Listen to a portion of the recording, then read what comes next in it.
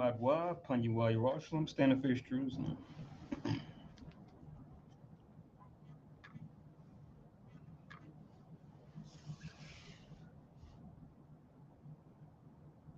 Blessing of the Sabbath.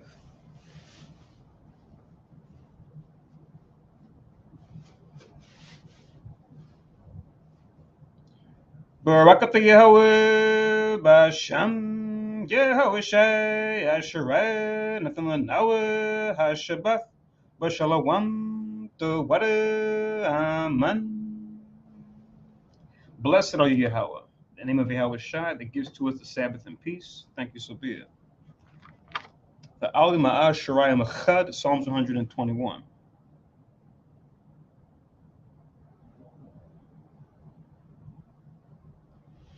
Anya Harayam Mayimya Oh Harim Mayan Yabawa Azaria Yabawa Mayahawa Shashab Shemayim Warataza La Yanathan Lamawat Regalia Yala Yanawam Shashua Marka Hanab La Yanawam Wala Yashan Shashua Mar Yashrella Yahweh Shemaria Yahweh Tuzalia I'll Ya Yawamam Hashemash La Hakaya Wayarak La Balayala Yahweh Yashamaria Makal Rai Yashamar Napashya Yahweh Yashamar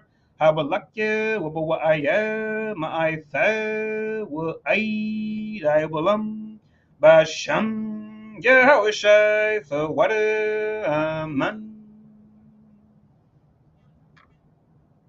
Psalms 121, a song of degrees. I will lift up mine eyes into the hills, from whence cometh my help.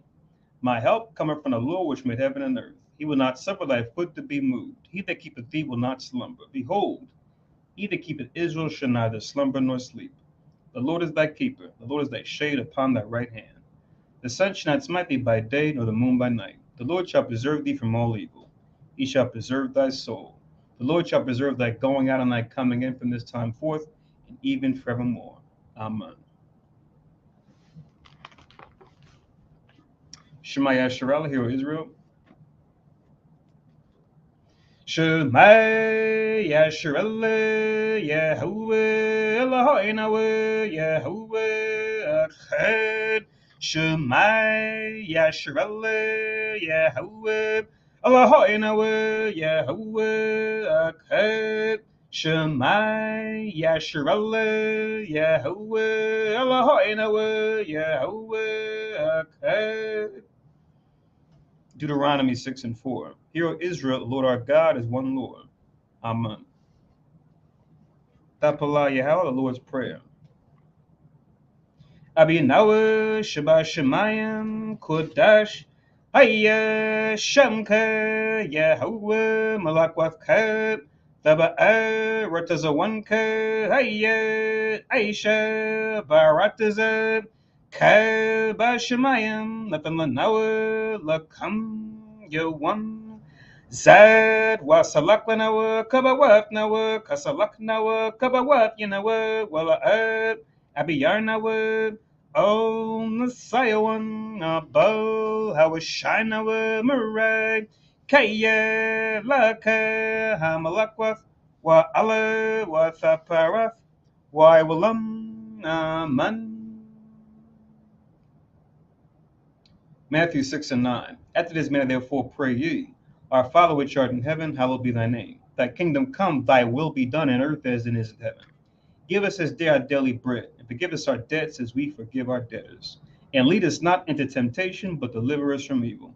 For thine is the kingdom, and the power, and the glory forever. Amen.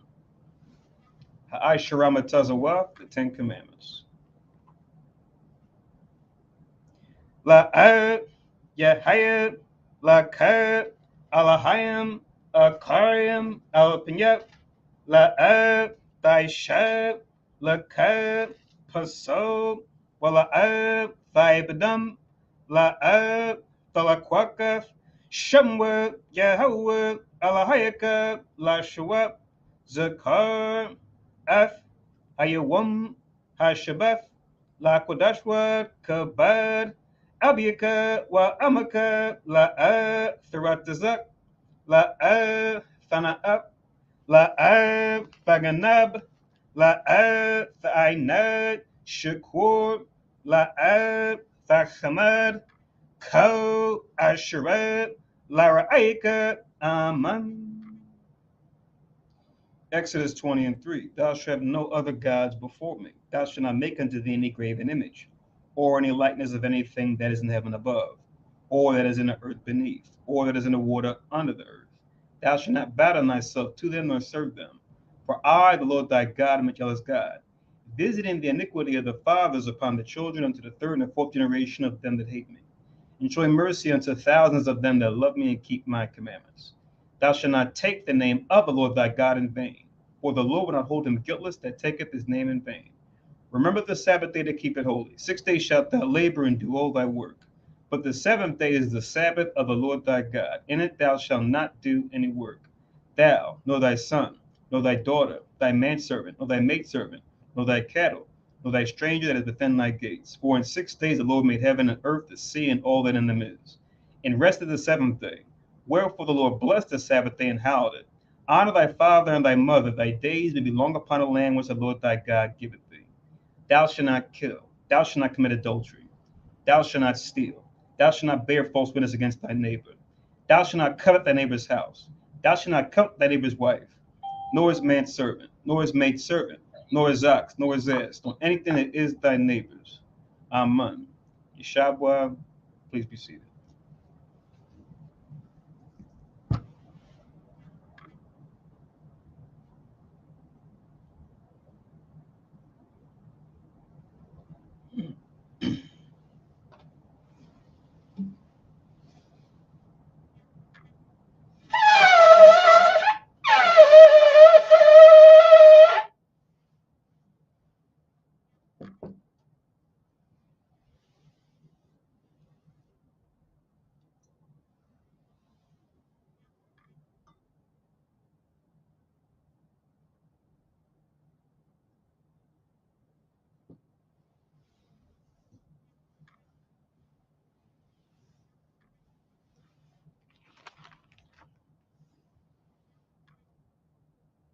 Barakatah Yahweh, Ba'ashim Yahweh Shai, Asheranath, and Anal, Paria, Gapin, Thwada Aman.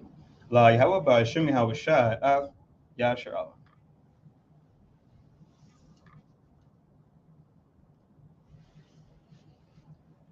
English translation: Blessed are you, Yahweh, in the name of Yahweh Shai, that gives to us the fruit of the vine. Thank you, so be it.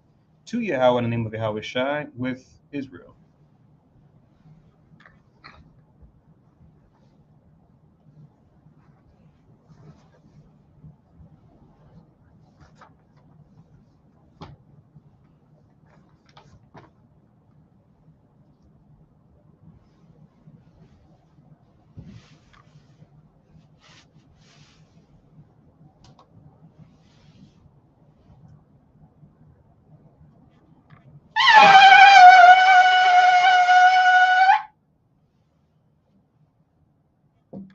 Amadwa, Panyaway, Jerusalem, stand and face Jerusalem.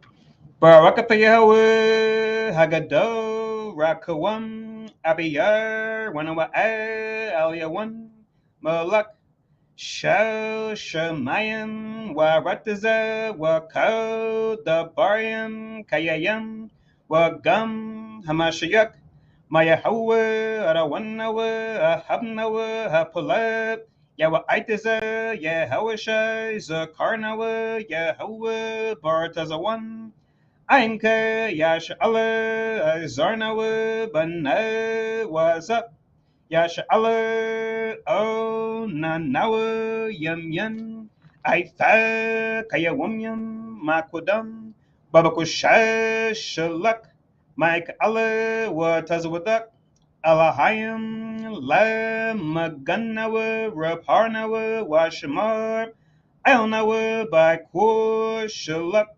Haruka Shao Yawashai Lanawa Lamadnawa Rabiam Kakama Thabawana Wada I Shao the Barka Basham Yahawashai Thawada Thum Yad Waiwalam Man.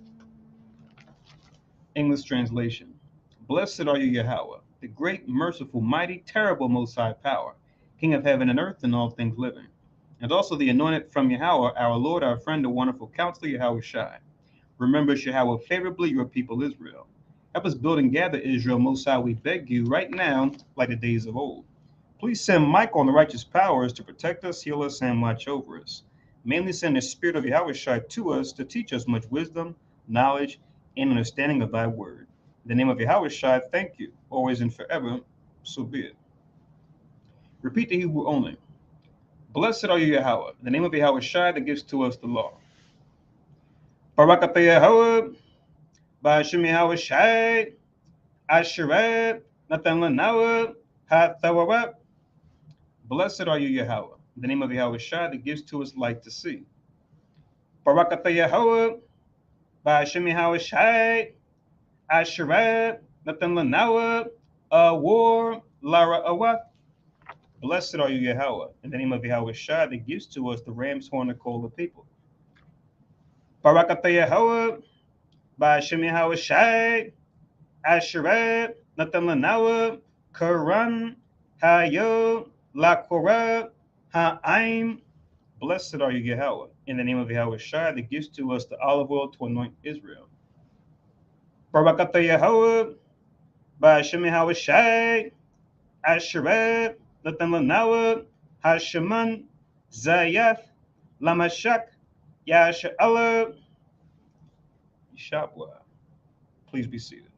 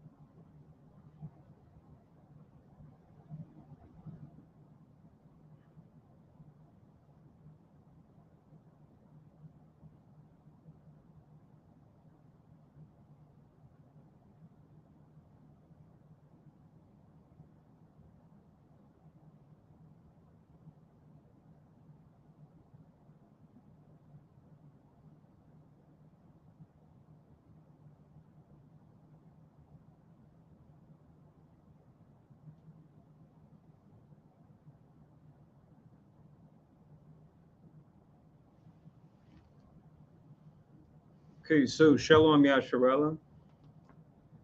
So I'll say Shalom to everyone that's here in Philadelphia. Shalom everyone that's watching on live stream, wherever you may be. And Shalom everyone listening to teleconference, wherever you may be. Welcome to Asherah Kanas, the Congregation of Israel, where we teach that the descendants of slaves, as well as the indigenous peoples found throughout the Americas mainly, make up the southern and northern kingdoms of the 12 tribes of Israel. And that we as a people fallen in a political, economic, and religious way because we broke the laws of God found in the Bible, given to us by Moses, and they become out of this lower state that we've fallen to by turning back to these commandments we broke by following Jesus Christ as our example, since we know he comes in the volume of the book. And one way we do that is by keeping the Sabbath day holy, which is what today is. And today, as you see in the scrolling marquee, if you didn't already know, we're going to be going into 2 Samuel chapter 11 and 12. Once again, 2 Samuel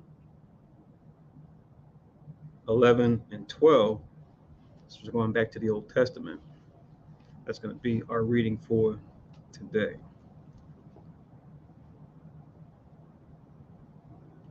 So just put that in your notes. And my name is Nabiaz Rabal. I have the distinct privilege of going through the service with you today to hopefully edify the reading. Just write down for your notes that according to the Gregorian calendar that most of the world uses, today is March the 18th, 2023.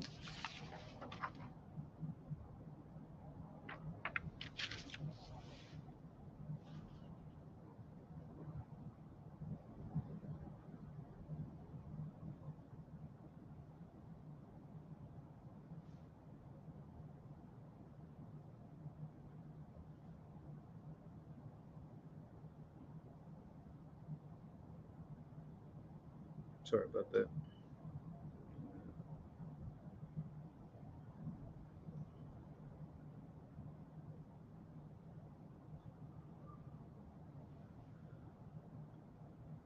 Okay, just had to make sure of something. All right, so once again, according to the Gregorian calendar, today would be March the 18th, 2023. But according to our Gregorian calendar, according to our solar lunar calendar or Hebrew calendar, it would be the 12th month and the 27th day. Once again, the 12th month and the 27th day.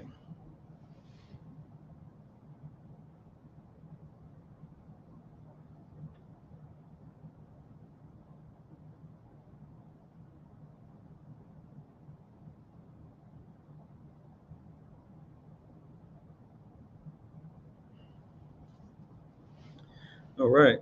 So let's go into 2 Samuel chapter 11, verse 1, which the place where we left off last time, we were reading about the war that David is waging currently against the Ammonites. But he's established at this point as king over the 12 tribes, over the United Kingdom at this point, just like Saul was before him. And we're going into now him establishing himself in his kingdom and his expansion. We're going to read about a particular event in his record that tends to be spoken about a lot and mentioned a whole lot of times, and oftentimes brought up but not right in the proper context, especially in the Christian church or so-called Christian church. They tend to get it right, but like I said, when we talk about our good and bad deeds, whether we're a king on high, a ruler, or whether we're just a common person, right? Of low stature. Somebody's always want to be mindful of when we read about the good and bad of our forefathers and foremothers, as we reflect on it in the modern time. We always want to weigh things in a balance, because when it comes to our judgment, especially when it comes to when Christ makes a second coming, our works have to be weighed in the balance to where all the good and the bad we've done has to be balanced out in the end to see which one was more than the other, to see what direction favor tips in regards to our salvation or lack thereof. So we want to do the same thing for all figures of the past, King David notwithstanding. Hopefully as we go through this, we'll see that, and we'll see just how the Most High judges as an example.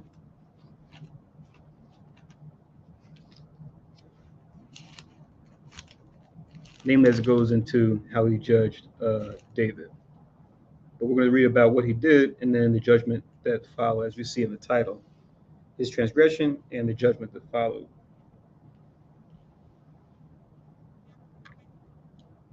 And let's always keep that in mind as far as we read in Romans 15:4, which tells us that things written aforetime written for our learning, that we, through patience and comfort of the scriptures, might have hope.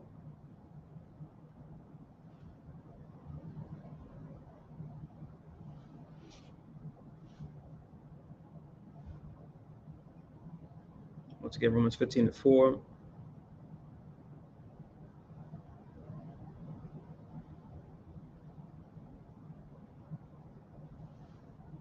So let's get going.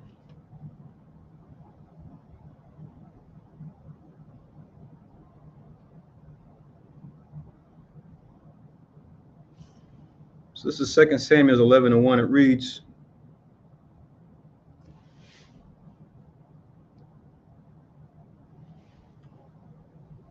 "And it came to pass after the year was expired, at the time when kings go forth to battle, that David sent Joab and his servants with him and all Israel,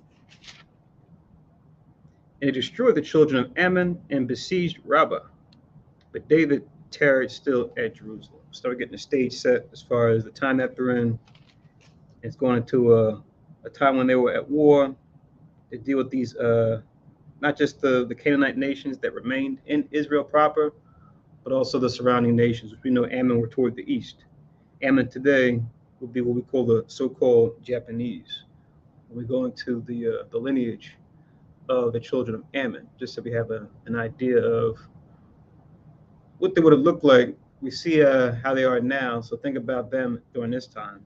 Think about us during that time as well. We think about Judah, Benjamin and Levi, and we think about Ammon. So he sent Joab forward, who was his captain of the host, to go and fight with them. But it says he stayed in Jerusalem at this time, right? So, it's like one of those things where you've got a certain trust built with your team, with your organization. In this case, we're talking about David and his army, to where he decided to, I guess, reside Jerusalem at this time to maybe kick back to reflect. But something we always think about, I think I mentioned Romans 15:4 before, we just want to think about when we do take time to rest, to relax, to consider, to always be mindful that, we're not taken by distraction. But we'll see what happens here in the case of David. Reading on in verse 2, it says, "And it came to pass at an eventide that David arose from off his bed and walked upon the roof of the king's house. And from the roof he saw a woman washing herself, and the woman was very beautiful to look upon." Right? So now we have the situation, right? And the temptation in particular. And we read about temptation during the last new moon service, right? We went into the three types, right? This one pertaining to lust, as we're going to see. But let me just get these scriptures real quick to go with 11:2, just so we all can be mindful. For brothers especially, who tend to be more visual, but for sisters too, because even the women may not be as attracted to a man physically as much as men are to women. Women are still attracted to men, right? So when it comes to beholding a person's beauty, be it a man beholding a woman's beauty or a woman beholding a man's beauty, we got some scriptures that speak to the best way to go about this. Because we know the Most High made all of us and blessed us inside and out. But now, at the same time, we want to make sure we don't become corrupt we don't become corrupted when beholding the Most High's blessing. In this case, the beauty that a brother or sister may have. Now, this is in Ecclesiasticus. I got 3 scriptures from there where we get some advice on how to deal when it comes to beauty. So Ecclesiasticus chapter 9 in verse 8.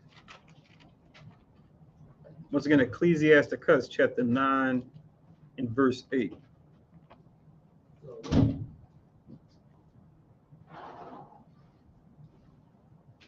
Just lock that, Baba Kushan. What's that, brother? Just lock that, Baba Kushan. Oh, The what? okay. The what? So Ecclesiasticus in the Apocrypha chapter 9 and verse 8. We've got some guests that are going to be coming back, so just keep an eye out if you could. Oh, really? Right. So Ecclesiasticus chapter 9 and verse 8, which reads, "Turn away thine eye from a beautiful woman, and look not upon another's beauty." It says, "For many have been deceived by the beauty of woman, for herewith love is kindled as a fire." Right? So having beauty is one thing, but being deceived by beauty is something else. Right? So it's not a sin to be beautiful, to be attractive. But for someone else to be deceived by that, that's where you want to be wary or be careful. Because what it can happen is it can throw off your communication as far as what you may say, and it can throw off your decision making as far as the deeds you may choose to do and the judgments you may pass because of someone's beauty. Also, Ecclesiasticus 25 and 21. As you read on the story, I know I only got the first two verses, but as we go on the story, we'll get some context as far as why I'm reading this, if you don't know the story already. So Ecclesiasticus chapter 25 in verse 21,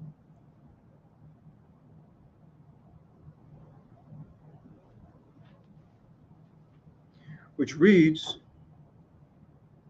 "Stumble not at the beauty of a woman." It says, "And desire her not for pleasure." Right? So when we read that, it says, "Stumble not at the beauty of a woman and desire her not for pleasure." What that means is only for pleasure, right? Because we know when it comes to a man and woman coming together, part of marriage is enjoying pleasure, right? And sexual pleasure in particular. But the whole idea is to not just enjoy a woman for that solely, right? That's when you would make her to be a whore, and you would be a whoremonger, right? We see that's very popular now, right? In Babylon the Great. Also, chapter 36, verse 22, which goes into, once again, that this not being a bad thing per se. It's just, it can be a bad thing if we just don't use it or apply proper judgment when it comes to beauty, in this case, the beauty of a woman. So Ecclesiasticus 36 and verse 22, it reads, "The beauty of a woman cheereth the countenance." It says, "And a man loveth nothing better." Right? It's like we were talking about before. Men tend to be more visual, right? When it comes to how they remember things and how they operate in the world, right? When it comes to attraction to the opposite sex.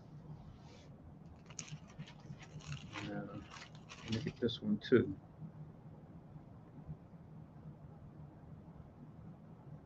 So this is another one, Ecclesiasticus 42 and verse 12. Once again, Ecclesiasticus 42 and verse 12. So Ecclesiasticus 42 and 12, it reads, "Behold not everybody's beauty." It says, "And sit not in the midst of women." Right? So we're being advised here to not behold everyone's beauty, right? Because while man liveth nothing better to behold a woman's beauty, for some men who may not be as rooted or as disciplined, a woman can be so stunning, so striking, right? Just look at those words, those adjectives that have been come to use for that, right? Stunning, to where it stuns a man in his tracks. To where, like he said, when it comes to this communication and decision making, it just becomes totally thrown off, right?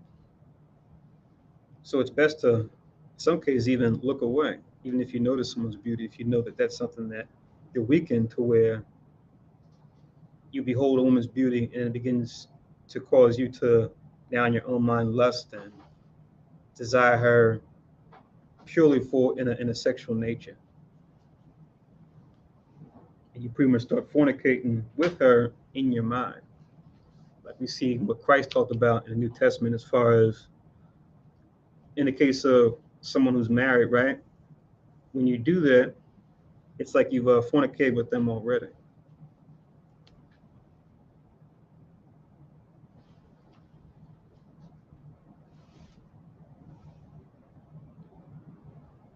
But now, Here's some other verses to get to kind of balance things out when we think about beauty, because like we'll read in the scriptures, we just read the scriptures dealing with the Feast of Purim. We saw in the case of Esther, right, that she was beautiful on the outside, but she was just as much as not, if not even more beautiful on the inside, as far as her spirit, her spiritual body, as far as her righteousness, right? So that's what we really want. And like the verse I'm about to read here in Proverbs 31, it lets you know the beauty that the Most High prefers, to where a woman who may not be as attractive outside, but who's even more attractive on the inside, she'll have that preferential treatment. So I know we probably have all experienced that, where we've seen someone who was physically attractive on the outside, but once you got to know them, they were a rotten person. And it was just very disappointing. Like, wow, she's so beautiful, he's so handsome, right? But person's a a-hole, or you know what, right? Or whatever expletive you can put in there. If we had to look at how they looked as far as their character, they would look like hideous. They would look like they would have some kind of deformity going on. Now it'd be an interesting situation. I know it had certain movies that kind of make fun of this, where you have somebody where all they can do is see people as far as how they are on the inside. I think it was this movie that came out some years ago. It's a comedy called Shallow Hal, where you had the motivational guy, Tony Robbins, put the spell on the character Hal, where he can only see people because he was a shallow person, right? Hence the title.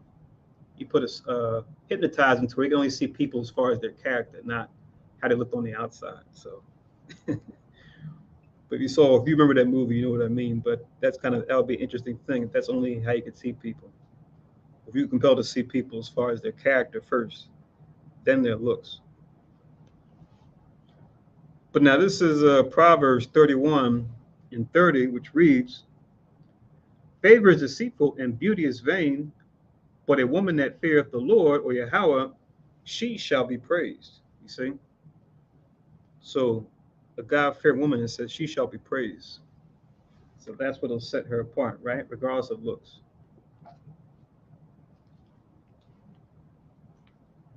So if you have beauty as a woman or as a man, you do it well. But if you have the fear of the Lord, you do even better, right? That's pretty much the point. So it's not like it's bad. It's only bad if, you know, you have misplaced desire concerning someone's beauty. And let me get this verse too, because just like we have Esther being a beautiful woman on the inside and out, we also have Judith, who was the same, right? Let's go to the book of Judith, and I'll just get chapter 11.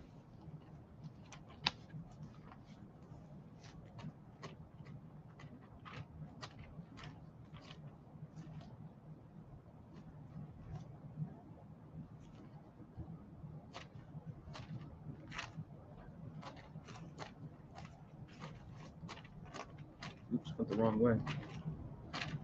Judith chapter 11,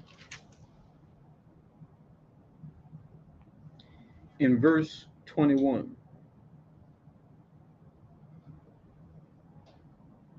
This is where you have the Babylonian general Holofernes, right, speaking on or discussing concerning Judith, right, as they've made acquaintance at this point in the story.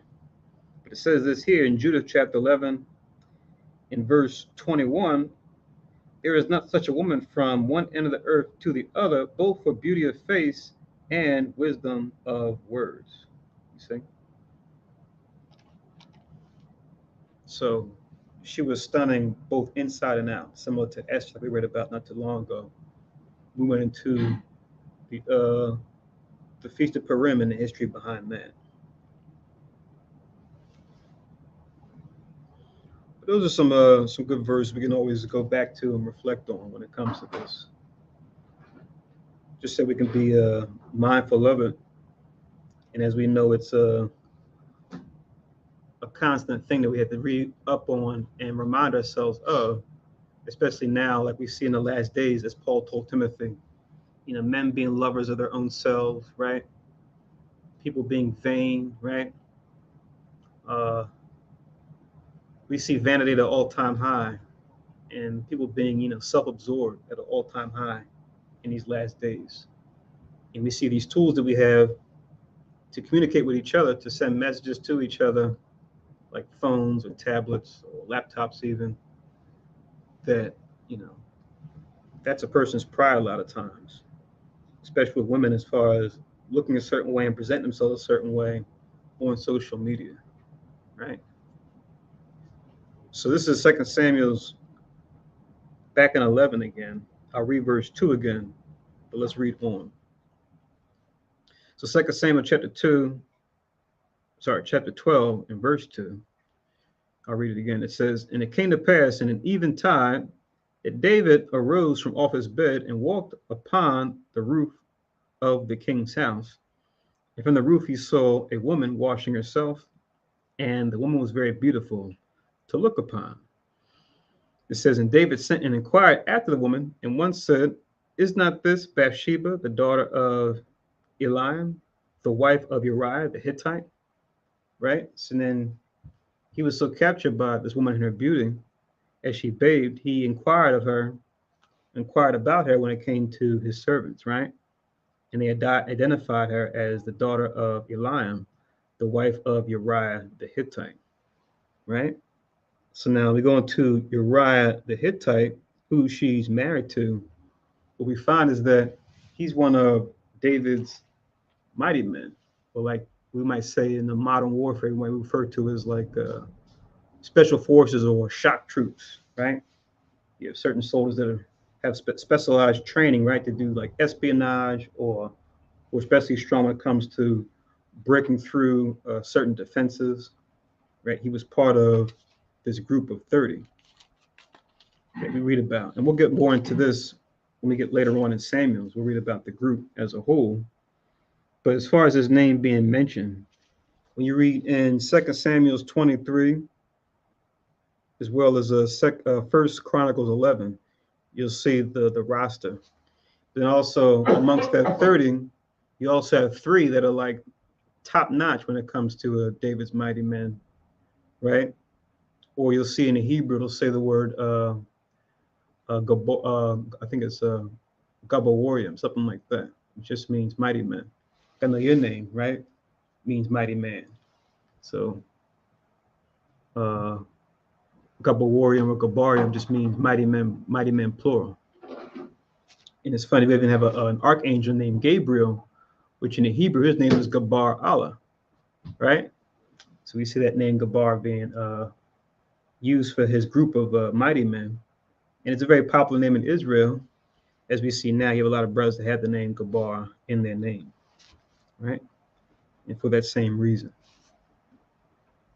So this is 2 Samuel 23 and verse 39. It says in 2 Samuel 23 and 39, this is to go with the 2 Samuel 11 and 3. It says, Uriah the Hittite, it says 37 in all, right? So going into all of his mighty men and how they were arranged in different tiers, right? So he was amongst that group. And then let's get it also in 1 Chronicles chapter 11. 1 Chronicles chapter 11.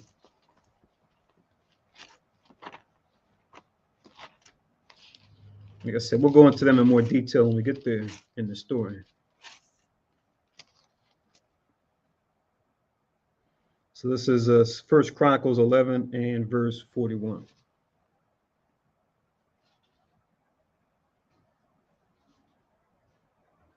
First Chronicles chapter 11 and verse 41, which reads, Uriah the Hittite, then it says, Zabah, the son of Ali,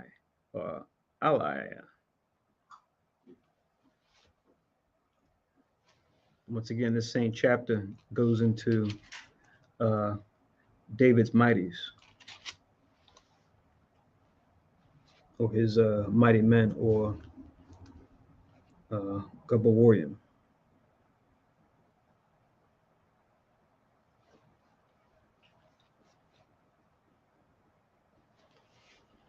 And then we talk about Hittites.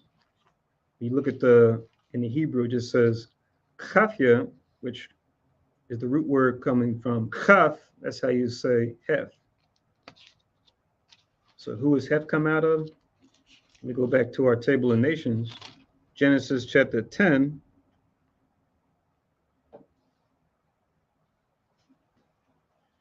Genesis chapter 10 in verse 15. If you go in Genesis chapter 10, it goes into the table of nations, namely the nations that came out of Noah's three sons, right? This section dealing with those that came from Ham, and namely Canaan. But it says in Genesis 10 and 15, and Canaan begat Zidon, his firstborn, and Heth. Then as you read on, it talks about the Jebusite and the Amorite and the Girgashite, et cetera, et cetera. The Jebusite coming out of the people of Jebus, which was what? Jerusalem originally. But when we took it, we renamed it Jerusalem from the Jebusites, right? And we were reading that in Samuel's, 2 Samuel before, about us taking it over. And then after that, getting a name, because David, I think, put a challenge out there to say, yeah, whoever will take those that have badmouthed us, right? And those that have hated David's soul, these strange nations, right? They tried to say the lame can't come in. He said he'll be chief and captain. And Joab, he was the one that took forth the challenge and fought against the Canaanites that were in Jebus, and then established it. And then that's when it became Jerusalem, our capital city. When you go into that history.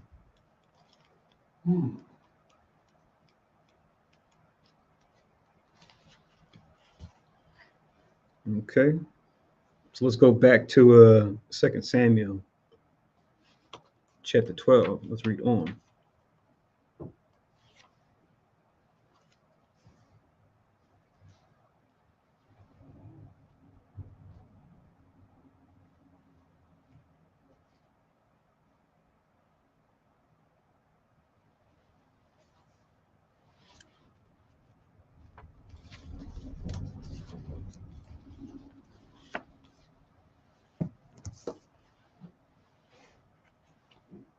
Okay, so 2 Samuel chapter 12,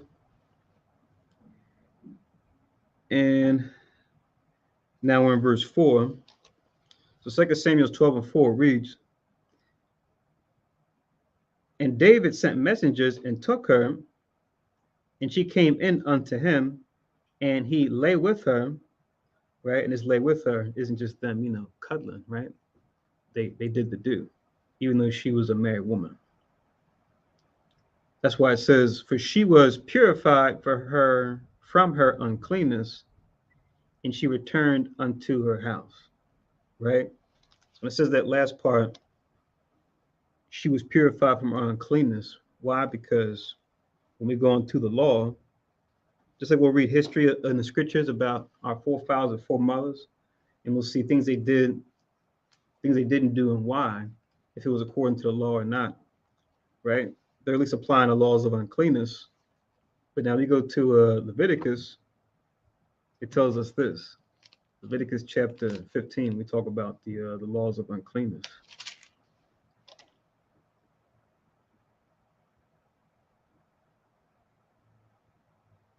So Leviticus chapter 15 and verse 16. So once again, Leviticus chapter 15 in verse 16, it reads, and if any man's seed of copulation go out from him, then he shall wash all his flesh in water, and be unclean until the even, right? So seed of copulation being sperm or semen, right? If it comes out of him, it says he shall wash all his flesh and be unclean until the even. So whenever that happened, right, he's to wash himself with water before the sun goes down, right, the following day, right, and then he'll be clean again. Then it says in verse 17, every garment and every skin whereupon is the seed of copulation shall be washed with water and be unclean until the even. So if it gets on like the bed linens or it gets on his underwear or, whatever it may get on, you want to make sure you wash that with water too. But now, like we read about with David and Bathsheba laying together, right? What even in the legal term you might refer to as carnal knowledge, right? It says in verse 18, the woman also with whom man shall lie with seed of copulation, they shall both bathe themselves in water and be unclean until the even. So that's the uncleanness is talking about here in 2 Samuel 11:4.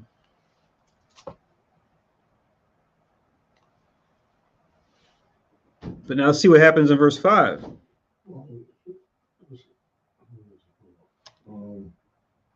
Okay. Salakia. That's it. Yeah, Salakia. Come. Well, she was a virgin, right?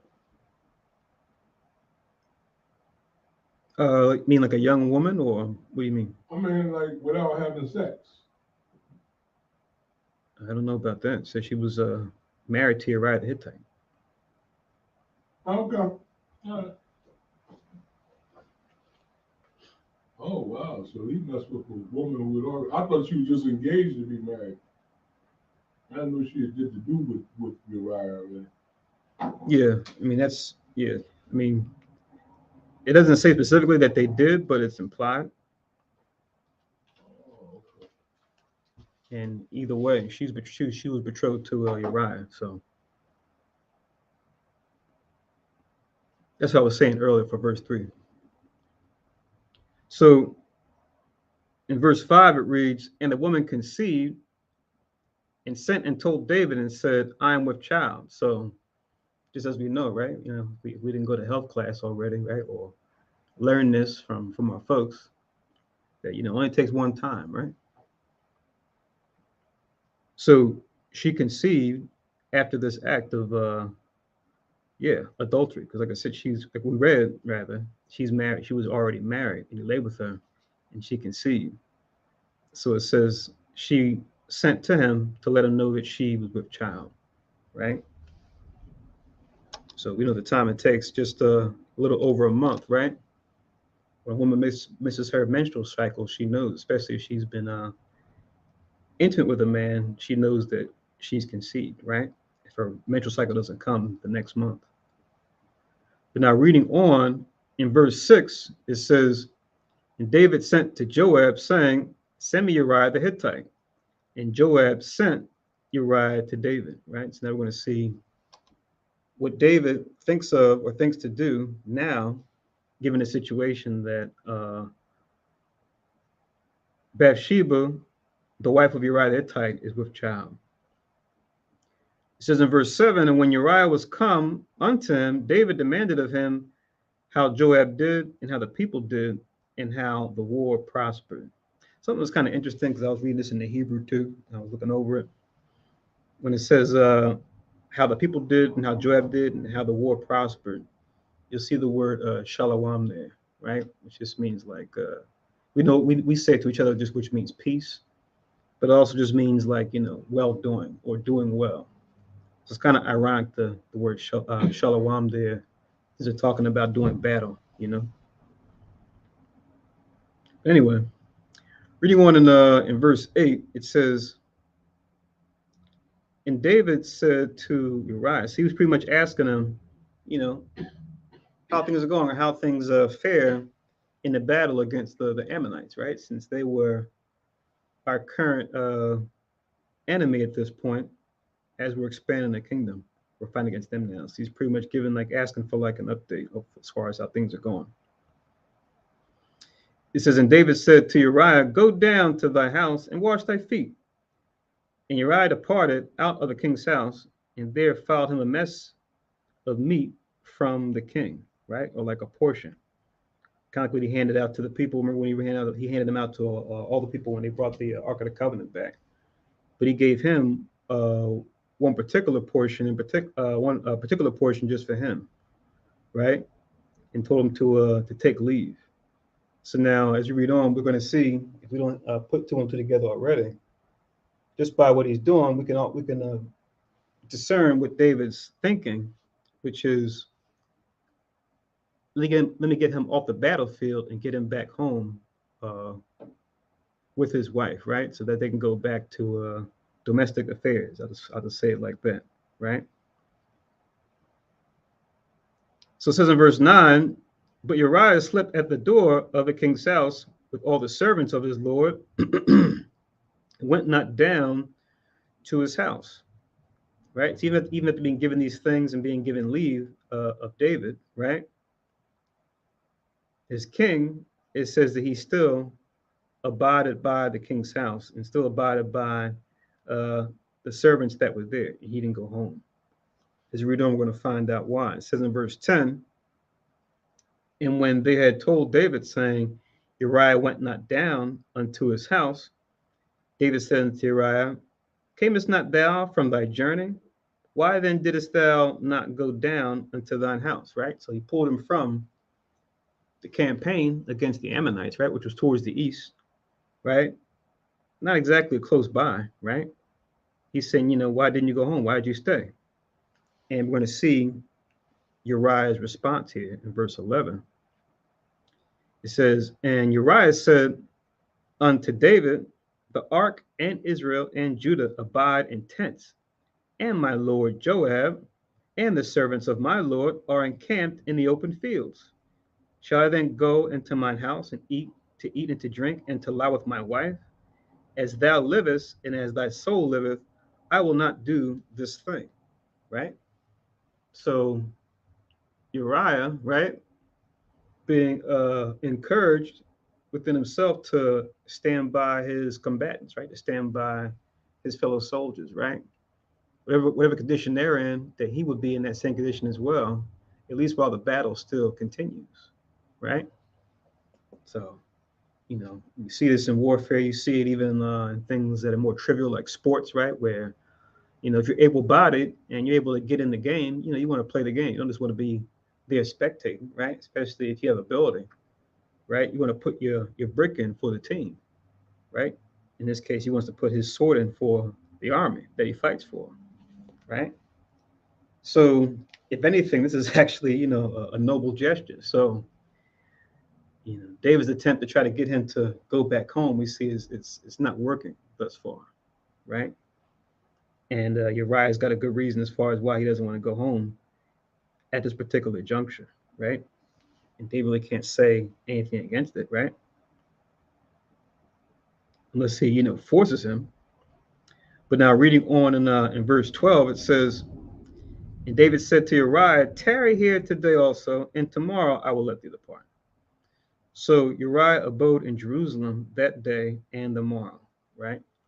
So he didn't press the issue, and he said, okay, I see what you said, but yeah, so just, you can stay, for a couple of days, but then, by all means, you can go home.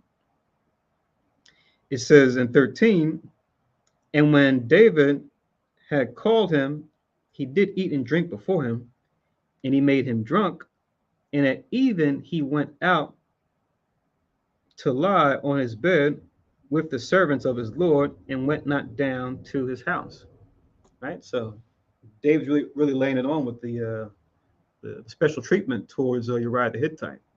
But us reading the story, even though Uriah himself may not be aware, we know from David's vantage point, we know what's going on here, right? That David is trying to get him to go back home to his wife, right? Hopes of that they could be intimate, and that now that she's with child, it'll just be a thing of, okay, they'll just be thinking it's theirs, right? When we know the truth of the matter, which is it's actually his child. So we can piece that together from as far as what's being implied here. It's not necessarily explicitly said, but we can get the sense. But now he still doesn't go to his house.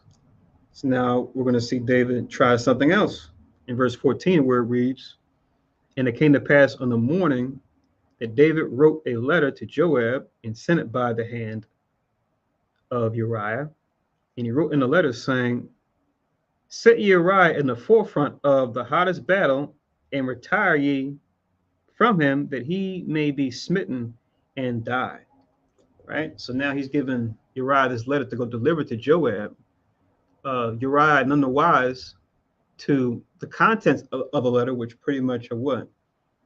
Instructing Joab to put him in the forefront of the battle, right? To be the one to, you know, catch whatever force is coming from the enemy. It's kind of like what you see the heathen have done to us, right? Throughout the different wars, where at first they didn't want to let us in, but then they said, okay, we'll let you in, but we're going to put you in the front line. Or with the army in general, whether it's us or the heathen, right? In these modern times, you'll see when it comes to, like, say, the Marines, right? They'll be the ones that you see. They'll be like in the forefront that they'll put when a campaign starts, when a battle starts in the field. So he wants to put him in front of the infantry, which are like the foot soldiers. All this being so that what he can keep what he did covered, right, to where uh, it won't be known that she was with child, and then he comes home and says, well, hold on now. We haven't been intimate for some time, and you're this far along. That clearly isn't my child, right? Because Uriah will be able to put two and two together, right? Since he's not going home. So that's the plot, the scheme that David has now. It says in verse 16, and it came to pass when Joab observed the city that he assigned Uriah to a place where he knew that valiant men were. Right. So given the battle they had in array and the battle that Ammon had in their array, right, when it came to taking over this city Rabbah, which is like the chief city, you go into Ammon in their territory. He put him in a place where he knew valiant men were, where it would be extra dangerous. Reading on in verse 17, it says, and the men of the city went out and fought with Joab, and there fell some of the people of the servants of David, and Uriah the Hittite died also. Right? So this method of disposing of Uriah actually worked. But now what's going to happen still? Because we know, as we're going to read some scriptures to show this, you know, whatever we think or do, even if we think it and don't carry forth with whatever ideas we may have that is unrighteous, and even if we do carry it forward and say no one that is privy of it or no one that we're aware of is privy of it, the truth of the matter is the Most High, he knows and sees all, right? Even when you kind of made a reference to this on a Tuesday class where we're talking about, you know, worldly wisdom would say, you know, yeah, if you're gonna do any dirt or do anything that's evil, you know, you want to do it in the dark and do it alone, right? But if you do it in the dark or do it alone, or it's only, you know, only people that know about it are people that you trust that won't say anything, the Most High still knows. And you've got that judgment hanging on your head to where whatever you sow, you're going to reap it, even if no one's aware of it. But we'll see how that judgment manifests as we go forward, just so we can be reminded of it and be considerate of the situation. So now this is verse 18, 2 Samuel 11 and 18, which reads, then Joab sent and told David all the things concerning the war, and charged the messenger, saying, when thou hast made an end of telling the matters of the war unto the king, and if so be that the king's wrath arise, and he say unto thee, wherefore approacheth thee so nigh unto the city when ye did fight? Know ye not that they would shoot from the wall, right? So David knows, okay, rather Joab knows that once this messenger that he sent in to tell David what happened, as far as them losing some men in the battle, you know, he knows his response, obviously, which is, you know, it's dangerous. Why'd you guys put yourself in danger like that, right? Because, in ancient warfare and in modern warfare, that's like one of the worst things you want to do is like trying to go after what they say besieging walled cities. Like a famous book that people even study today in the Art of War talks about that, right? It says the best campaign is to annex a place, to just take the territory without any battle at all, just a negotiation with the heads of that city or that state. That's the best type of battle, right? Because no life or limb or resources are expended, just talking. But the worst kind of warfare is with besieging a walled city, as far as the time and resource that it can take, right? And how much it can cost you, cost your soldiers, and when it comes to provisioning, setting up, different encampments, et cetera, et cetera. It can be very costly. So them going against this protected city is tough on their end if they don't get the victory. So that's why he's saying, yeah, he's going to respond in this way when you tell him what happened, right? Once again, verse 20, and if so be that the king's wrath arise, and he say unto thee, wherefore approach ye so nigh unto the city when uh, when ye did fight? Knew ye not that they would shoot from the wall? As far as the people that would be on the edge of the wall, archers shooting down on them, right, trying to get through the wall. It says in verse 21, who smote Abimelech, the son of Jerubasheth? Did not a woman cast a piece of millstone upon him from the wall that he died in Thebes? Why went ye nigh the wall? Right? So it's a good question being posed here. As you said, good reference being used here. So we see in Joab's scenario that he's paying for the messenger as far as an expected response to hear from David when he delivers the message about them losing soldiers. He's actually doing what we're talking about. He's doing Romans 15:4 as well. Things written aforetime, written for our learning, right? So this is a callback to Judges, right? A battle they fought during the period of the Judges before the time of Kings, right? Because remember, David, he's doing the time like around 1000 BC. But this history he's referring to is going back to the time of Judges, which was before this, but after 1500 BC, but somewhere in between 1500 to 1000. That was the BC. That was the time of the judges, right? For all the judges that we had that rose and fell during different times. You go into history. But let's get that verse to link with verse 21 real quick. So this is Judges chapter 9.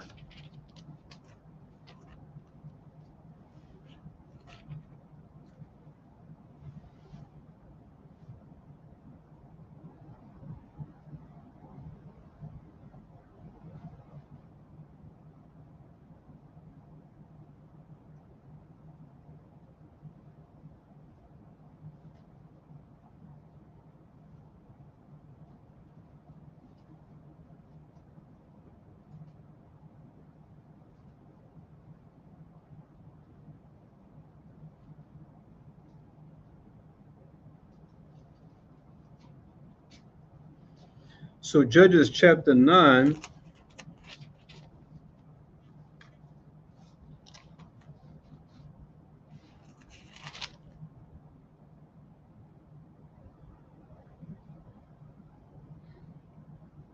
this dealing with the judge Ahimelech, like we're just reading about.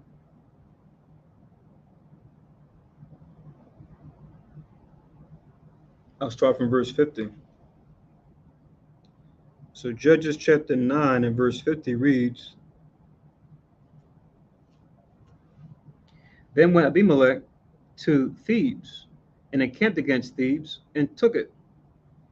But there was a strong tower within the city, and thither fled all the men and women and all they of the city, and shut it to them, and gaped them up to the top of the tower. 52.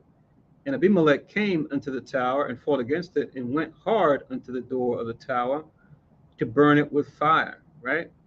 So he's at the door of the tower now trying to get into this thing.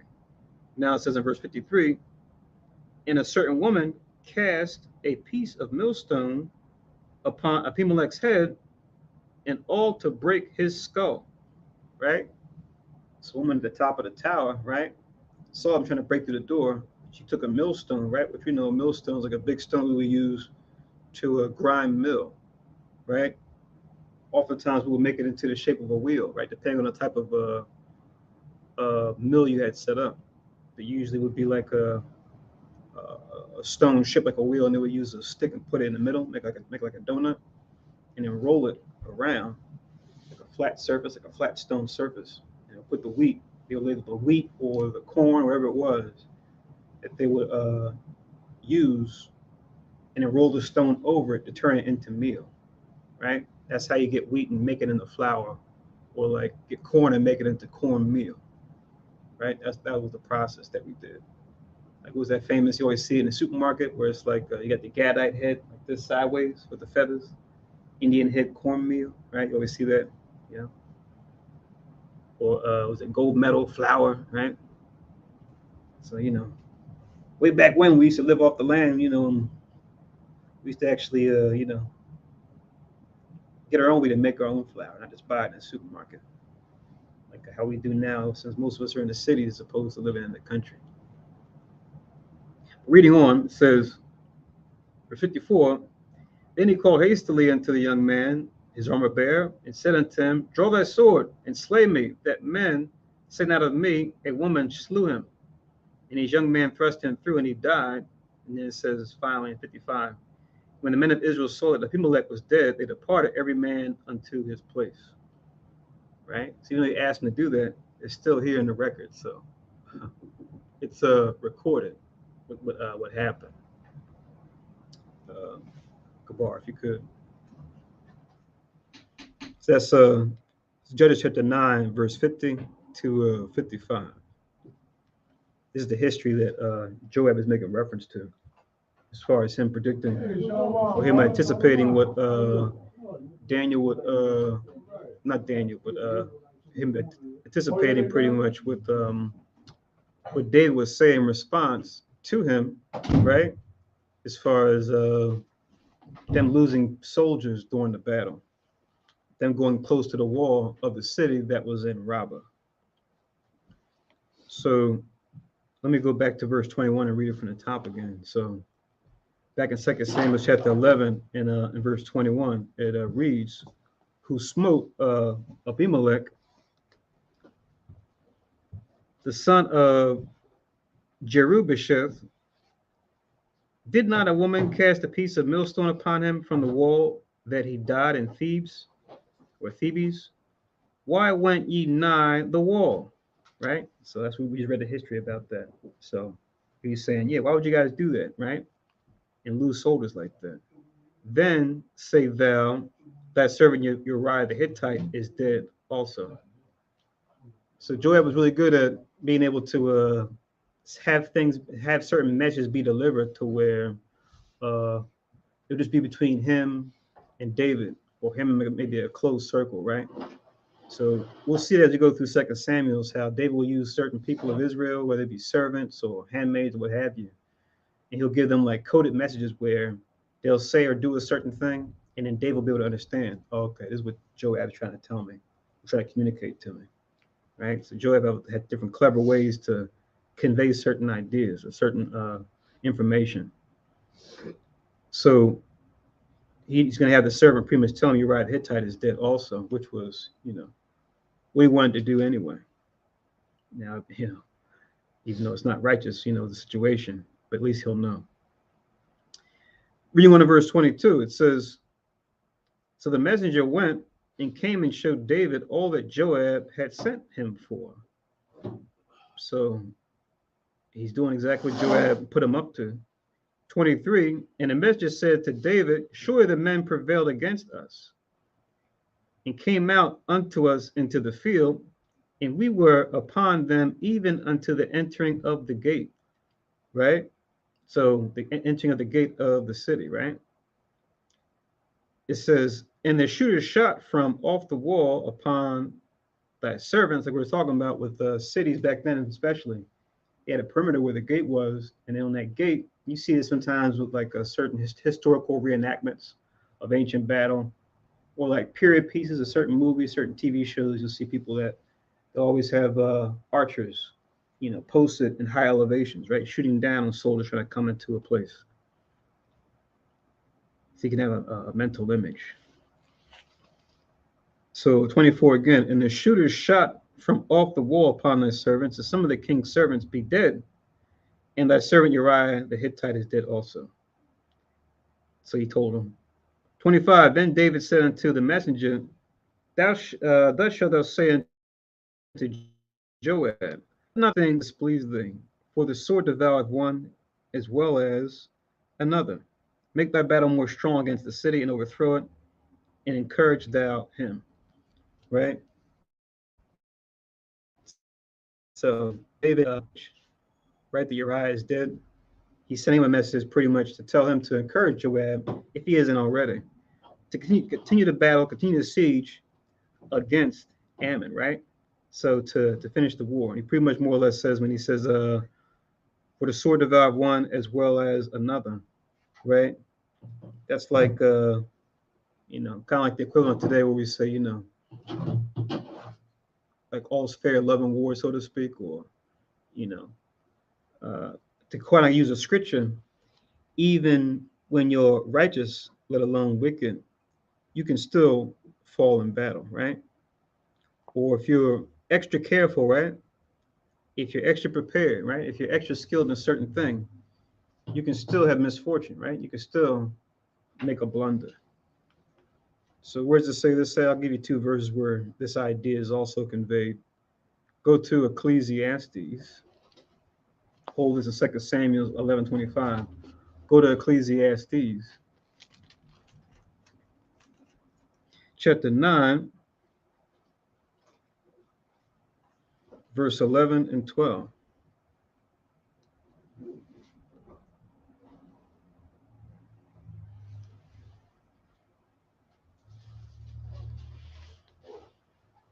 Right, so it's like the idea, you win some, you lose some, right? All's fair, love, and war. But we have to consider and wonder if it wouldn't have went down that way, maybe they wouldn't have lost those soldiers in that battle had it not been for this the scheme that David has set up to kill Uriah because of what he did with his wife and wanted to keep it covered. So Ecclesiastes chapter 9 in verse 11, where it reads, I returned and saw under the sun that the race is not to the swift, nor the battle to the strong, neither yet bread to the wise, nor yet riches to men of understanding, nor yet favor to men of skill, but time and chance happeneth to them all. Right? So we see this back then, we see it even now, right? Where people who might be prepared, skilled, equipped to certain things, right? They'll still undergo misfortune at times, right? Because even though it's not saying you don't prepare, it's not saying that you don't train and learn how to do things and do things properly. It's pretty much saying that the fact of the matter is a person can still face suffering or face hardship or catch a loss, right? Like we'll see, in sports or athletics, for example, people who train to the T and who are, coordinated and have the top resources and have a certain level of performance, but then they'll lose a game, an important game, or lose an important race, right? Or even worse, right? Or even worse, they'll get ill or get sick to where you would say to yourself, wow, how is it that this person was suffering this kind of illness or suffering this hardship? This person clearly is in tip-top shape, right? They're on a special diet. They do a special workout regimen, right? But now you find that not only did they lose this race, but then they died of some kind of heart attack or some kind of heart disease, right? Or some kind of failure in their body where you would say, wow, of all people, right? This person trained all the time, like they were especially careful when it came to their health. But now how did they befall this illness or get sick or lose, right? Or lose this competition? So it can happen that way. But that's just an example, a more modern day example of how we can see that play out.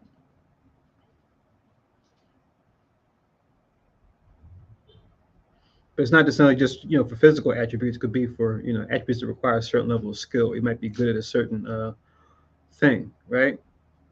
In the professional world, so to speak, and then still, you know, fail or fall short.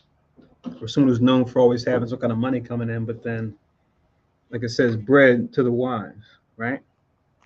Now you're out there destitute, and it's like, wow, how's this person destitute? They're so talented, right? They have so much ability. Reading on in verse 12, for man also knoweth not his time, as the fishes that are taken in an evil net, and as the birds that are caught in the snare, so are the sons of men snared in an evil time, when it falls suddenly upon them, right? So sometimes it's just your day. It's just your day to catch that L or catch that loss. Sometimes it might be just your day to die, even though you did everything you were, supposed to. You took all proper precautions. You did your research. You know, you prepare for that speech, or whatever it is you're trying to do, or that game, that performance. But then you still fail. You still fall. And people just question. They say, "Wow, I can't believe he or she, lost like that." You know. But now here's the thing, right? Because in the end, we want to make sure we always do this. This goes for everybody, Israel especially, to be that example, but for all nations. This is Jeremiah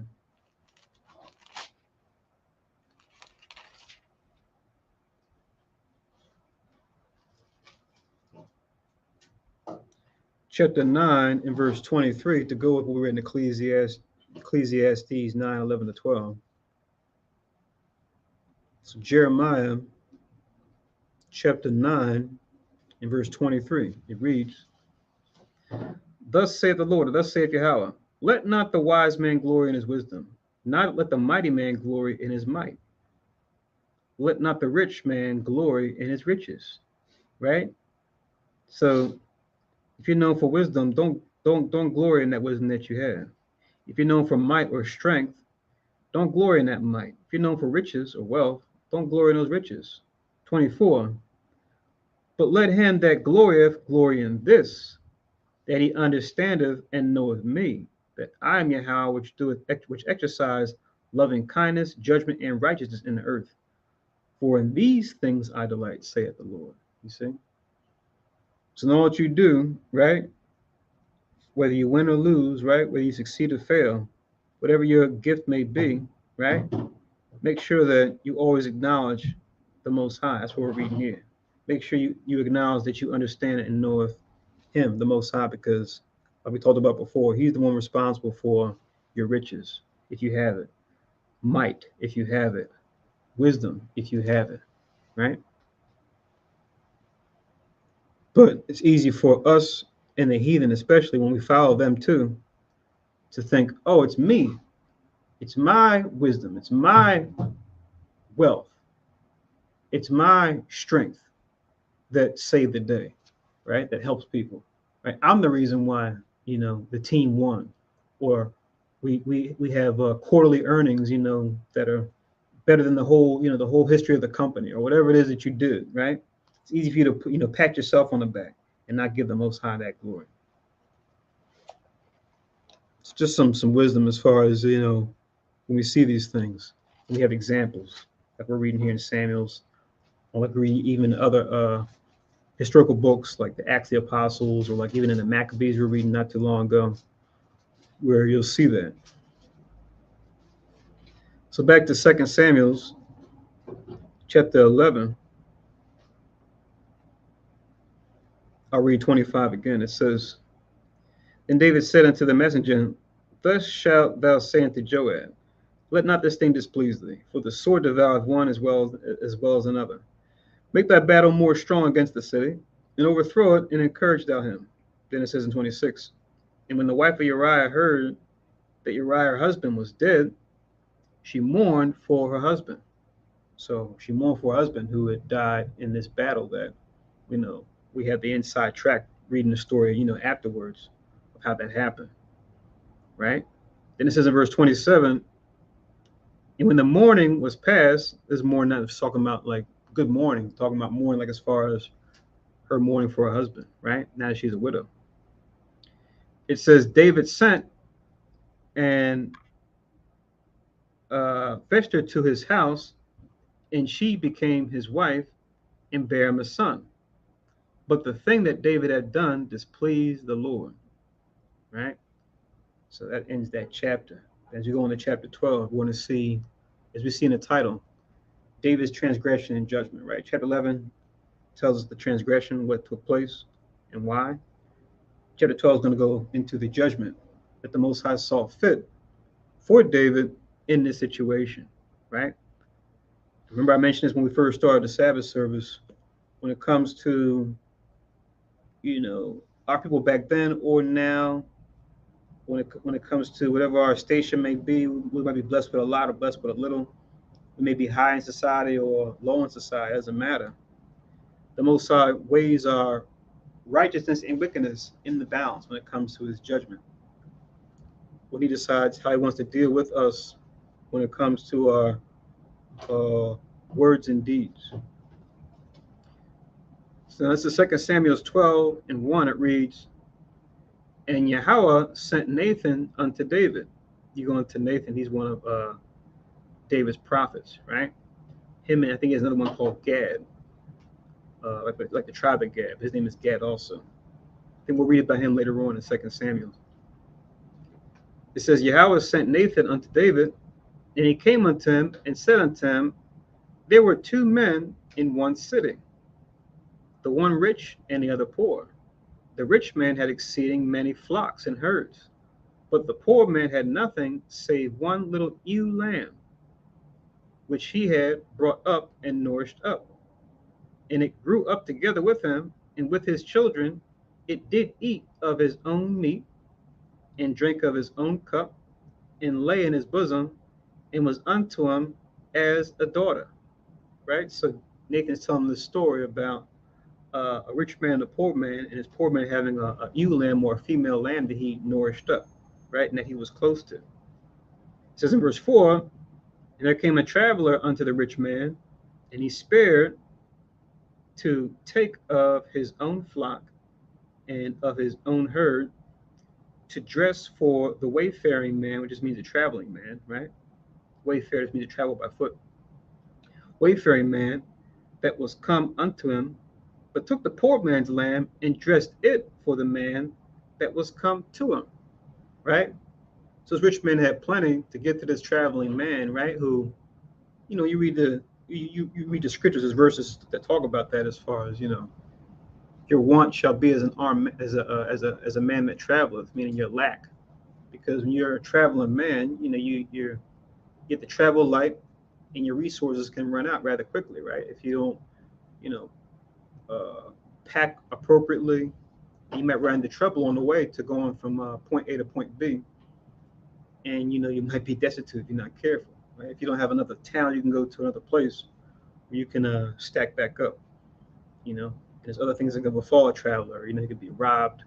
Or even if he's not robbed, he or she has to just be mindful of their provision that they took with them, and kind of chip away at it until they get to where they need to get to. But now this rich man had plenty, took from the man who only had that ewe lamb, and then gave it to the traveler to provide for him. So now let's see David's response. Verse 5, it says, and David's anger was greatly kindled against the man. He said unto Nathan, as the Lord or as Yahweh liveth, the man that hath done this thing shall surely die. And he shall restore the lamb fourfold, because he did this thing, and because he had no pity. Right? So now we see David's judgment as king in this matter, right? Concerning this man that took something that wasn't his to get to this wayfaring man that was traveling. And take note here. We see David's knowledge when it comes to the law, him being knowledgeable of the commandments, right? As was responsible for the king. When you're reading the law, it talks about how any king of Israel, what he had to do was what? Take the copy of the law and then write it by hand himself. So he had his own copy to study from all the days of his life. So part of him being that ruler was to write down a copy himself, right? And there's a certain wisdom and knowledge that goes into copying down something, right? As opposed to like now we might have things where it's more loose, where we just type it up, or we may talk into something and have it write words for it. It's like a shortcut. But now, the real work is actually doing it by hand because there's a certain wisdom and skill and talent that goes into even writing by hand uh, certain things, right? Certain motor skills that are involved when it comes to handwriting. And we see as we get more and more technologically advanced, Esau tries to phase those aptitudes out, right?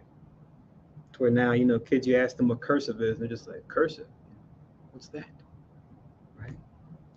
And easy litmus test when we look at all new technology is just saying, you know, if it's good enough for the angels, it's good enough for me. So the angels who are so powerful, right? If they still write things down by hand, there has to be a timeless wisdom behind writing things down on paper, right? That you can't evolve yourself out of, right? That you can't, technologically advance yourself out of if the angels still do it, right? Because the angels are constantly doing dictation in the heavens, right? So, you know, are we better than the angels, right? But now to link with verse 6, here's the law he's talking about. Oops, I'm about to turn back to this. I'm turning the Sabbath service book as if it's the Bible. Silly me. Let's go back to Exodus real quick as far as the fourfold. Let's go into some laws of restitution real quick. In case you had to judge a matter that was similar as a judge.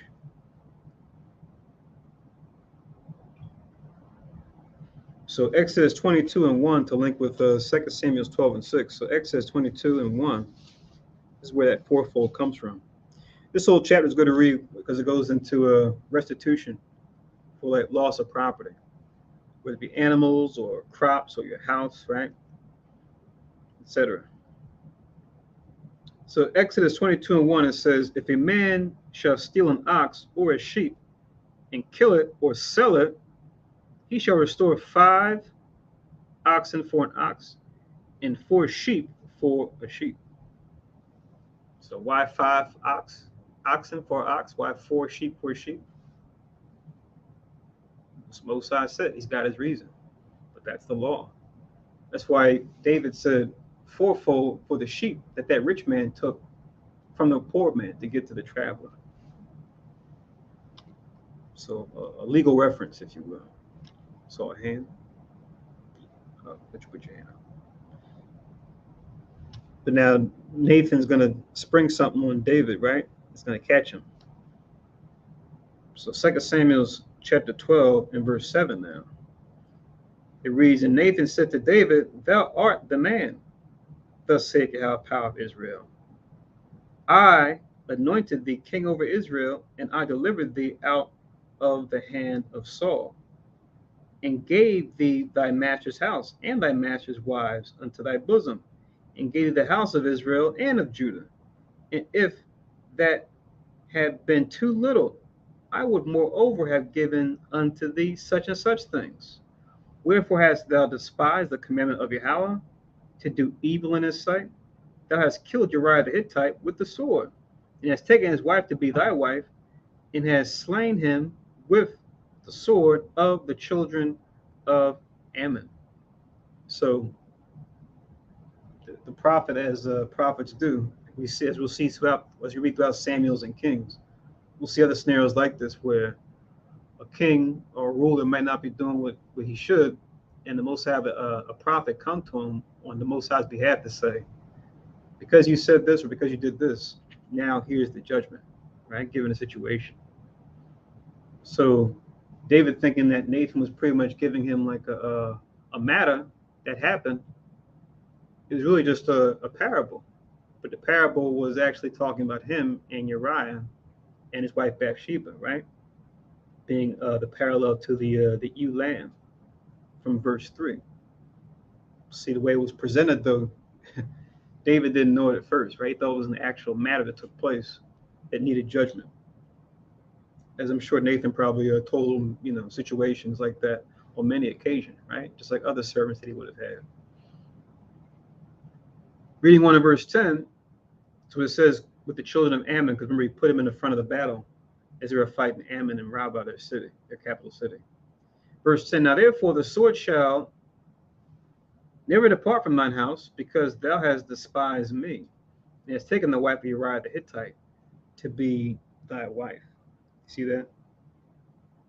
So now you want to put the sword towards this man who did you no wrong, who was married. Now the sword won't depart from you, right? As far as the war.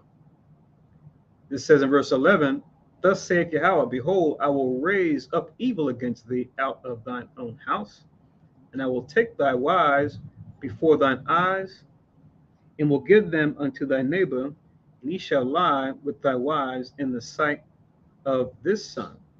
So now we see, as the Most High does, right? He'll reward action for action. He will reward word for word. And we're going to see this play itself out as we go on in 2 Samuel throughout the Sabbath services. This particular judgment. I won't want to spoil it, but we'll see how this plays itself out as you read on. But notice what it says at the end. He shall lie with thy wives in the sight of the sun. Why does it say the sight of the sun? Let's find out. Read on in verse 12. It says, for thou didst it secretly, talking about what he had going on with Bathsheba, the wife of Uriah. For thou didst secretly, but I will do this thing before all Israel and before the sun. See that? So while you did this in the dark to hopefully keep cover of what you did, I'm going to return this upon you, but now it's going to be for all to see when I manifest it against you.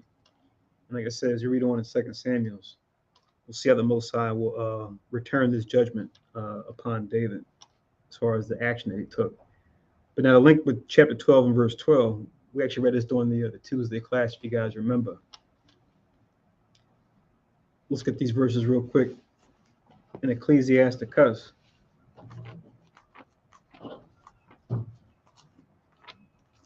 Go to Ecclesiasticus in the Apocrypha real quick.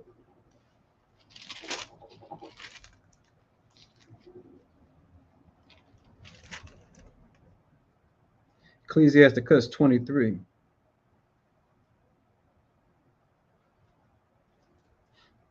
Ecclesiasticus 23 and 18.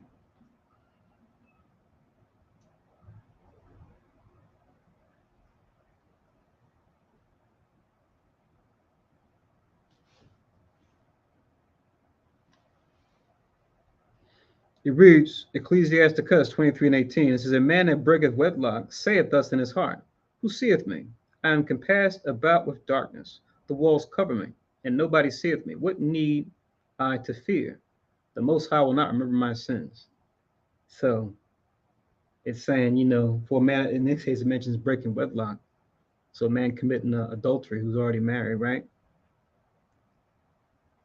But it's going into the attitude because it could be anything, right? It doesn't necessarily have to be breaking wedlock. It could be any law that he's breaking. If he's, suppose like we were saying earlier, doing it in the dark and or doing it alone. Who seeth me? I am compassed about with darkness, and the walls cover me. Nobody seeth me. What need I to fear? The Most High will not remember my sins. So you think that you're in the dark, you think you're doing something alone, and nobody's going to know about it. It says in verse 19, such a man only feareth the eyes of men, and knoweth not that the eyes of the Lord, or Yahweh, are 10,000 times brighter than the sun, beholding all the ways of men and considering the most secret parts. Right? It's just to add emphasis, right? 10,000 times brighter than the sun. See that? This verse also goes along with it in Ecclesiasticus. This is chapter 16. Ecclesiasticus chapter 16 and verse 17. Ecclesiasticus chapter 16 and verse 17, it reads, say not thou, I will hide myself from the Lord. Shall any remember me from above? I shall not be remembered among so many people. For what is my soul among such an infinite number of creatures? So you may get this thought of this idea that what? You're going to hide yourself from the Most High, right? That you might be over here doing this sin, eating something you shouldn't eat, doing something you shouldn't do in your flesh, with your flesh, putting something in your flesh, on your flesh, you shouldn't, according to the law, right? Who's going to remember? Most I won't remember me. These are billions of people on the earth. There's all types of plants and animals and all types of things that are part of his creation, right? Surely he won't consider little old me. That's what people do now, right? In Babylon the Great, right? Uh, spiritual Sodom and Gomorrah, right? Spiritual Egypt that this country is, where they say people want to, do certain, sexual acts or eat certain things. Let them do that in the privacy of their own home, as long as they're not hurting anybody. Let them live their own life. They want to be with animals or do whatever else, like the elder was talking about last night in the class, right? Doing all types of fornication, as long as they're not hurting anybody. Let them, do that themselves, off on their own. But that's just it. Even if you are by yourself committing a sin or even thinking about sin, right? There's a certain spirit or a certain vibration that comes with wickedness, right? That it's going to plague the land if it's allowed to persist. Even if you think you're not harming someone, just the fact that you are committing that sin, you're killing yourself, right? You're bringing death upon yourself. You're bringing upon yourself old age, right? Or what in chemistry they refer to as oxidation, right? Which is like a slow burning, right? When it happens to metals, they call it rust. That's pretty much what's happening with what they call cell death, right? On a physical level, when it comes to chemistry, that's what happens when you get old and get wrinkles, et cetera, et cetera. But now, if we didn't break the law, break the commandments, we wouldn't go through a rust or a slow burn like that, right? We will maintain our constitution, right? We were in tune with the Most High and kept the commandments. That's why we live so much longer. And it wasn't looked at as strange like we do now when we read the scriptures and go, wow, they lived for hundreds of years. This person lived to be 300. This person lived to be 600. This person lived to be 900. They must have told time different back then. No, it's because they were following the commandments of God. So that's why they lived a lot longer. And that's what we'll have in the kingdom, all praise to the Most High in Christ by way of the Holy Spirit, to where the law will be written in our inward parts so that we won't be able to sin. So then if we're not able to sin, we can then do right in the body, the new bodies that we'll have, to where they won't grow old. And if we do die, it won't be like the death that we undergo now, where we grow old and wax feeble. No, we might just translate. Let's go to the third heaven. If we are to leave the earth, we would die like that. Like we see, there's a short list of folks that have done that, right? As far as not die a natural death because of their righteousness. So that'll be for all of us, right? When it comes to the kingdom. Because we won't be able to or be willing to sin. See, Ecclesiasticus 16 and 17, along with Ecclesiasticus 23, 18 and 19.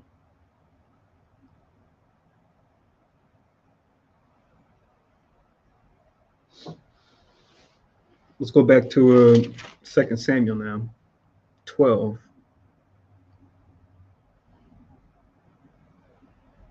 Let's read on in the story. It's now in verse 13.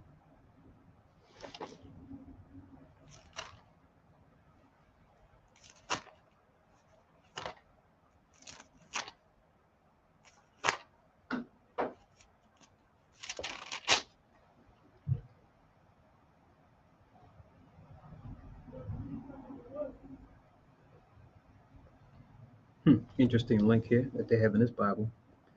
It says, and David said unto Nathan, I have sinned against Yahweh. And Nathan said unto David, Yahweh also hath put away thy sin, thou shalt not die. Howbeit, because by this deed thou hast given great occasion to the enemies of Yahweh to blaspheme, the child also that is born unto thee shall surely die. Right? So the Most High is merciful, but at the same time, David's not going to be able to get away unscathed, right? To where, yes, the child will come to term that you had with Bathsheba, but the child yet and still will die. So that's the judgment, like we said in the title of the video, the judgment that the Most High is passing concerning David, when it comes to all his actions and words being weighed in the balance, he saw as to be fitting.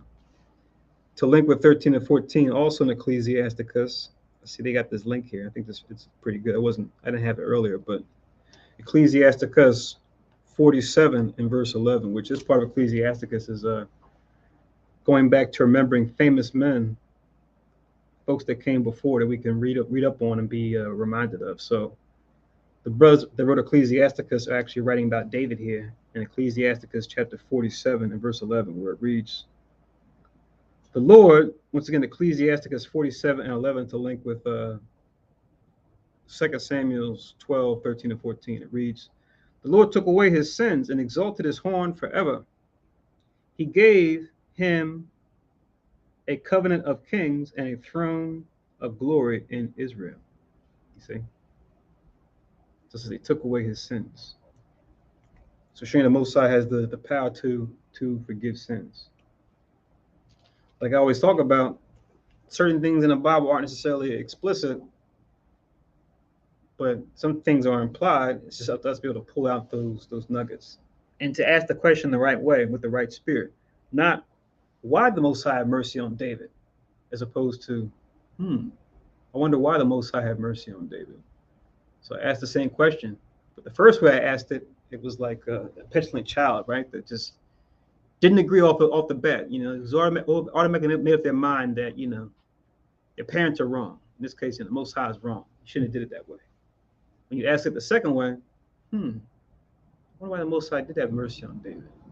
When you ask it that way, then the Most High will be more considerate to actually give you understanding into the story we read, to be able to see the fuller picture of, okay, I see now, or I have a better idea as to why the Most High show mercy in his case, say, versus the case of someone else.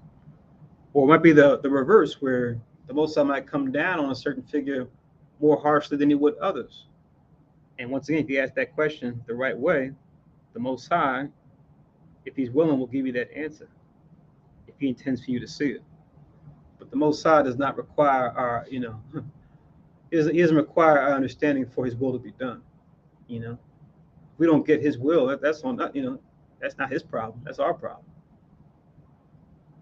Because our people are so proud, right? When they don't understand the way of God, whether it's then or now, when it comes to his prophecy, and they say, yeah, it doesn't make sense to me. So because of that, there's no God, or, you got God wrong. It's just like, who the hell are you to question God in his way? Just because you don't get it, right? That's the attitude a lot of people have. So the judgment has been set. So let's see what happens now as we read on in verse 15. So 2 Samuel 12 and 15. And Nathan departed unto his house, and Yahweh strake the child that Uriah's wife bare unto David, and was very sick. David therefore besought God for the child, and David fasted and went in and lay all night upon the earth. Right? So now David's going to the Most High, right, as he's done before, right, that he may obtain mercy. So remember, things written aforetime written for our learning, because we may have sinned or transgressed as well. So if we have sinned and transgressed ourselves, we want to do like what David did.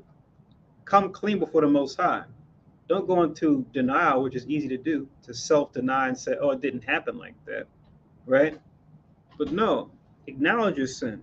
Even if it's not before someone else, come clean before the Most High at the very least. It may not be something you talk to about your family or friends, but at least come clean before the Most High, as we see David did, right? It's like we mentioned before, like I mentioned in the beginning of the class, things written aforetime being written for our learning. So if you take anything away from the story that we read in 2 Samuel 11 and 12, at least take that away, right? That's why it says, as you read on, I'll read verse 16 again. David therefore besought God for the child, and David fasted and went in and lay all night upon the earth. So remember that order, right? First, we obey the Most High, right? When we want something or want to understand something. If that doesn't work, we don't get results from that, then we pray to the Most High, and we see David doing. If we still haven't gotten the result that we seek or that we look for, then we fast before the Most High, right? So OPF, remember that acronym: obey, pray, fast, right? In that order. And that's if we're even doing the right thing. We're trying to get, improve ourselves, improve a certain aspect. We want to change something in our spirit to take on a more righteous characteristic, take on a certain fruit of the spirit. We want to work on our diligence. We want to work on our faith. We want to work on our patience, whatever that fruit of the spirit may be. First, just do it. Just believe. Just be diligent. But now, if you have struggles with it and the flesh is resisting you, because it will, then you pray to the Most High. Most High, give me strength so that I can be better when it comes to diligence, when it comes to brotherly kindness, when it comes to charity, when it comes to grace. Whatever fruit we're trying to grow on our tree of life, right? And then you still don't get results, then fast on it, right? Fast a day, 2 days, 3 days even, right? However many you feel called to do, right? To really show that diligence, that desire to get the Most High to see you and to hear your cause. So he gives us the tool to do that. But now in the world, they'll do the opposite, right? Instead of going to the Most High, they'll go to some unclean spirit. They'll go to some thing posing to be God, like Paul warned Timothy, right? Having a form of God, having a form of godliness, but denying the power thereof, right? Because oftentimes those worldly solutions will be able to give you something right away, right? Christianity, Islam, right? Judaism, even Hinduism, Shintoism, right? We'll go to these religions to get relief, and then if those fail, we'll go to the power behind us, which is the occult, whether it be going to a witch or going to a wizard or going to a shaman or so whoever else, right? To try to get something that you seek. And the devil will laugh all the way to the bank with your soul and say, "See, these are your people, God. These are yours. Look how quick they are to deny you and come to me, to get results, right? To get the life that they want, that you took from them, God, right?" You always see that with these different movies and TV shows, right? When they depict Satan somehow, he's always the one who's got our back, right? He always presents himself as like, "I care for them. You're the one that told them no. You're the one that denied them in the garden and caused them to go through pain. I care about man. It's just like, mm-hmm. I think you probably can think of a movie I'm thinking about in particular, right? Was it with Al Pacino's? Right.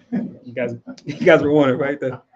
I'm a fan of man. He says that like Al Pacino was acting. I'm a fan of man. It's just like, but it's funny because even Kanye in that movie had that little line where he's like, Kanye's he's like, Kanye Reed, he's kind of like a one note kind of actor. He always sounds the same, right? He's just, wait a minute. He's like, in the end, you lose. He says that little line, but he's right. But most people think, Satan and Jesus are on the, equal playing field, and it's like it's undetermined who's going to win this battle at the end. We know the truth. Is that not even? Is that Christ? He's one who created. If anything, Satan is more on par with Michael, if anything, from opposite sides. But both of them report to Christ, who then reports to the Most High. That's the structure.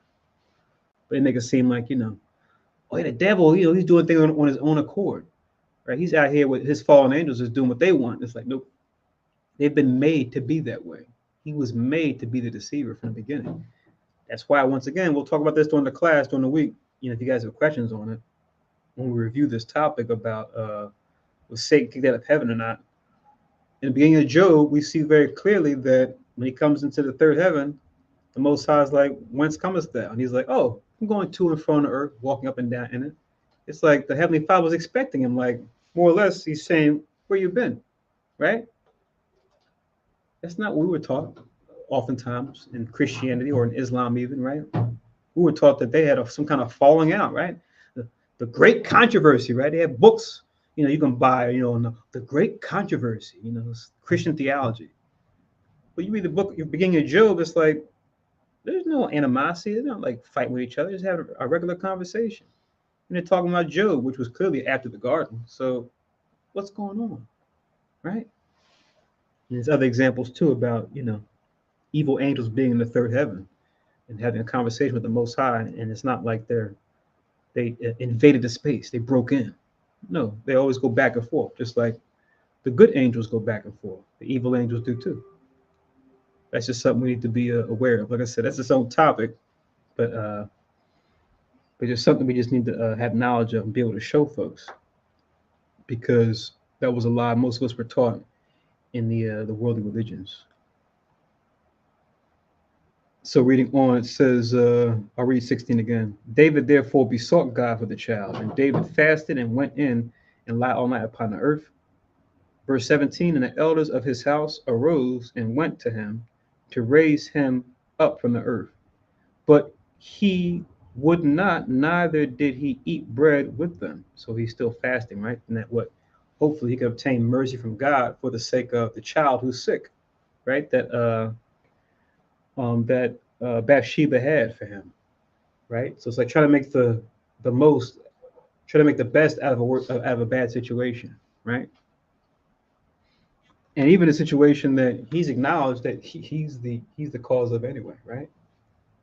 So, I can't say it enough. The truth is not about getting it right all the time. The truth is about what you do when you get it wrong. I can't stress that enough, And this story here is a perfect illustration of that, to where we can read this and reflect on it and go, wow, okay, David made this transgression being king of Israel, but I'm just little old me in Israel being called into the truth with all the things that I did, and God forbid all the things I did in my previous lives I don't even know about. That might even be on par with this, if not worse. Look how the Most High is merciful upon me. We make the most of that, right? Let me try to walk that straight and narrow the best I can with however many days I'm blessed with, right? But what you'll hear sometimes, from people in the Christian church and even in Islam and even Israelites, they'll be quick to kind of point the finger and go, oh, David, look at what you did. Shame on you. How could you do that? Married woman.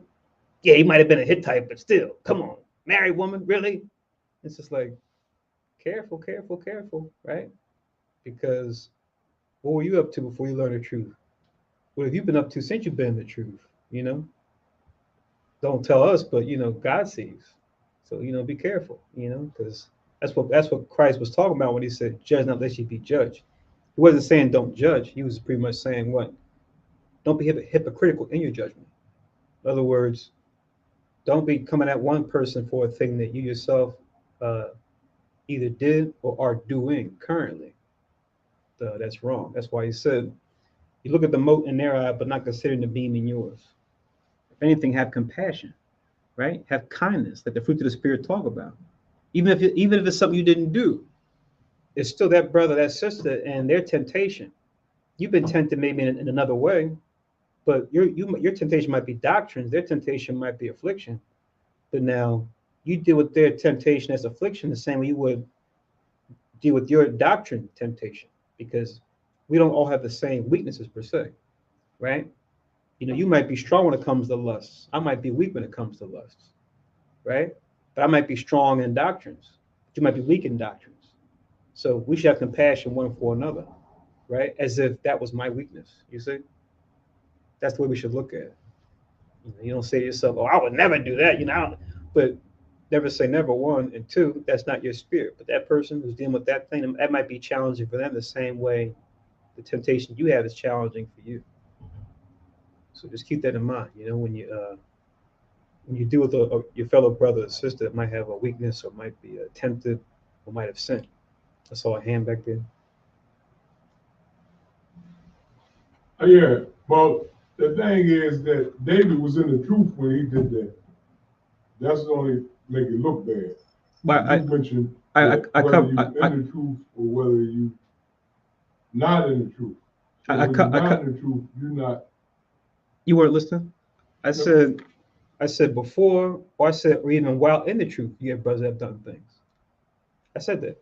Yeah, I know, but you made it seem if it was the same punishment for you to be in the truth or for you to be out of the truth. If you don't, like the Bible mentioned, that if you in the truth, it's worse on you for you to do something like that. That's all I was saying. Okay, if I didn't make that clear, apologies. But yeah, I might have misunderstood. I might have. because when you read the scriptures, it tells us what at the times of our ignorance God winked at, right? Acts 17 and 30. Right. So before we learn the truth, we may have said that a lot of things, right? That got us to a certain point to when we come to the truth, we then look back on our life and go, oh man, what with all these things that I've done. Now, the mercy is upon us, but now even though we were in ignorance, you go back far enough in our pre-generation, we didn't know. And even the life that we lived before coming into the truth, things we might have to deal with after coming into the truth also might be because of our decisions we made while in the world. You know what I mean? As far as maybe, the situation we might be in currently with, significant others or job situation or family that you might have already had at that point, but you might learn after you may have, went about things the wrong way. So even though we do have the Most High winking at those sins we committed before, those sins don't just necessarily go away per se as far as the ramifications of them. We stop sinning, but the ramifications of those sins we committed while in ignorance still can have a toll in our life going forward. That's what I mean. Oh, But yeah, Acts 17 and 30, you don't have to link it with his, but just, make sure you put it down as a reference for what we're talking about. If there was a question about that. And then another we can write down too, to go along with what you were saying was 2 Peter chapter 2, verse 20 down to 22. As far as learning the truth and then still going against the truth willfully. It's not like you're fighting with something, you're going to the Most High trying to repent because it's a temptation, like a weakness. But the Most High is giving you all types of ways out from a certain temptation. You just like, let me walk right into, the bar, and let me walk right into the liquor store, walk right into the strip club, walk right into the what's name. It's like clearly you've got ways out of it. You know what I mean? Like you're not even trying to resist. That's what this is dealing with. Yeah, Acts 17 and 30.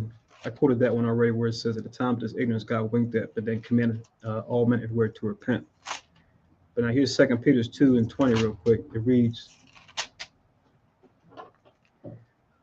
for if after they have escaped the pollutions of the world through the knowledge of the Lord and Savior Jesus Christ, they are again entangled therein and overcome, the latter is worse with them than the beginning. 21. For it had been better for them not to have known the way of righteousness than after they have known it to turn from the holy commandment delivered unto them. Then finally, but it has happened unto them according to the true proverb, the dog is turned to his own vomit again, and the soul that was washed to her wallowing in the mire. Right? So it's like a dog going after its vomit that it threw up. Or a sow, which is a female pig, you wash her up, and then she's nice and clean, and she looks at a thing of mud and goes, ooh, jumps back in, and you go, oh, don't jump back in. I washed the mud off you. It took all the time to wash the mud off you. You jump right back in the mud. That's like us learning the truth and then, getting fed up and going back into the world because we don't like what the truth has to offer. It's like the seed that fell on the stony ground. You abide in the truth for a little bit, you like it for a while, but then because persecution arises because of the word or affliction, it says by and by they're offended, and they say, "Man, the heck with this." Now you run the risk of blaspheming the Holy Spirit. Because blaspheming Christ is one thing; you can be forgiven because you just didn't know who Christ was when you saw it, or you saw someone who represented Christ. But blaspheming the Holy Ghost is weird, is really dangerous because now you know the truth, now you're going against it, like you were talking about. That's where you get into real trouble. And not to talk about it too long, but I know some of you might have had that experience where someone who was knowledgeable in the truth, right, and who waxed strong in it, developed all types of fruits of the spirit, all types of spiritual gifts, but then they turn their back against the truth, right, for one temptation or another, and you talk to them sometime later, have a conversation with the person, look them in the eye, and it's like you're looking at a different person. It's like the Most High will change their minds, where they don't even remember what they knew, right? And I got to experience that with folks I used to labor with, and man, it was just so wild, just to see how the Most High could really change your mind. He can really give you what you want, like whatever you want to see. That's a lie. He can change your mind to where you believe it. You have. It's not like you can say, "Yeah, I know what the Israelites are about, and I just don't want to deal with that anymore." Right? That's more honest, right? As opposed to you wanting delusion, right? You wanted to take on delusion because it make you feel better.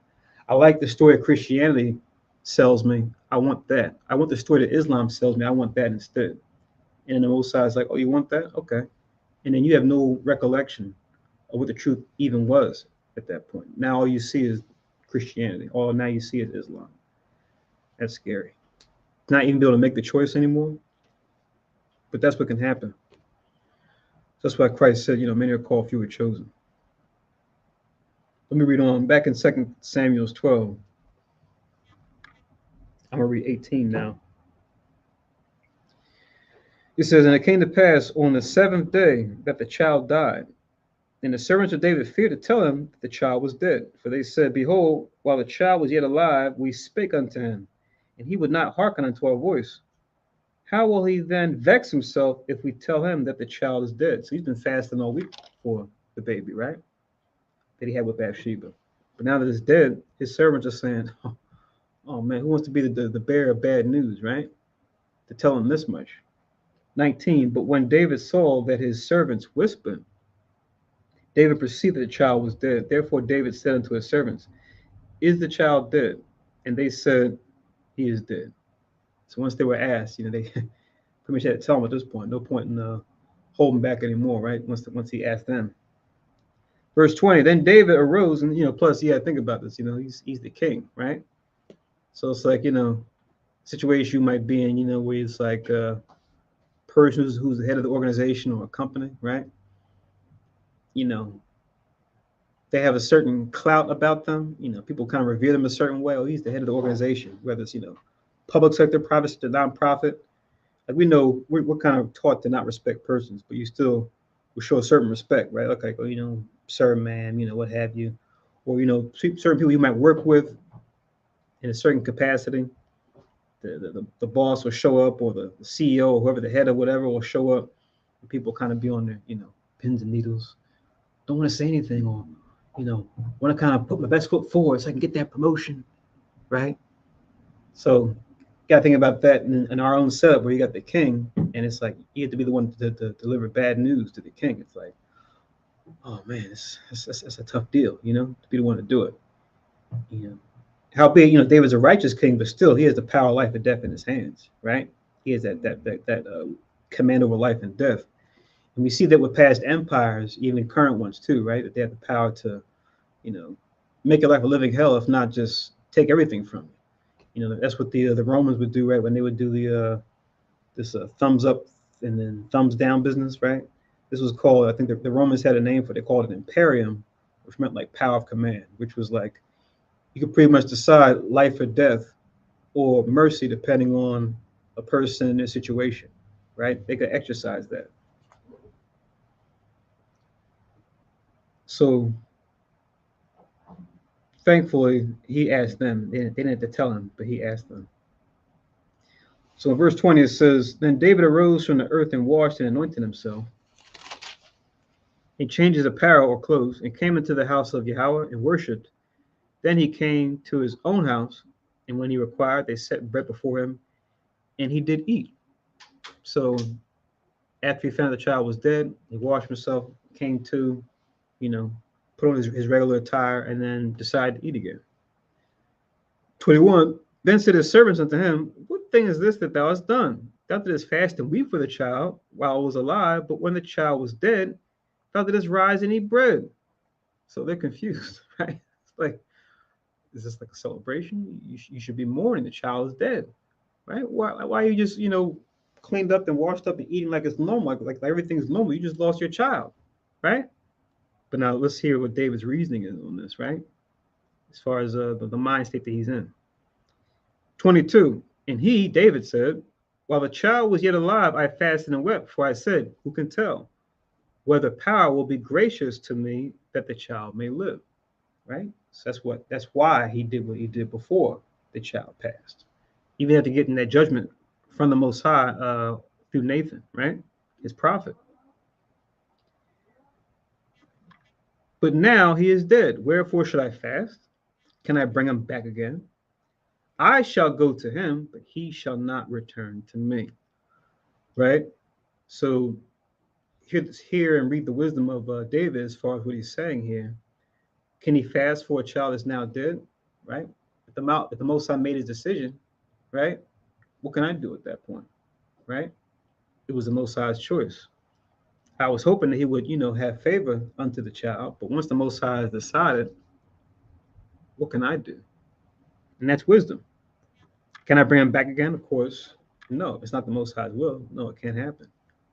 But now look at that last precept. That's a good precept. I shall go to him, but he shall not return to me. So let's get some scriptures to connect with this real quick.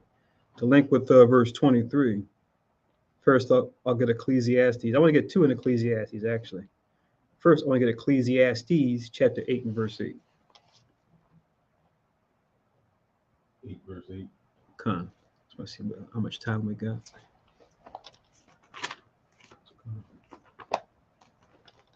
We'll wrap up pretty soon. Not too much left in the chapter. But Ecclesiastes chapter 8 and verse 8. Just to show us that the Most High want to decide life and death. We have no control. We may be able to prolong certain things through our knowledge when it comes to medicine and things like that, right? And even the commandments, like we read in the last chapter, right? The race is not to the swift, not yet favor to men of skill. Time and chance happen to us all, right? We still take the precautions, yes. We still eat healthy. We still live a righteous life, but at the same time, know that the Most High, when He decides, I want you back with me. We can't do anything against that. So this is Ecclesiastes 8 and 8. It says, there is no man that have power over the spirit to retain the spirit, neither hath he power in the day of death. And there is no discharge in that war, neither shall wickedness deliver those that are given to it. See that?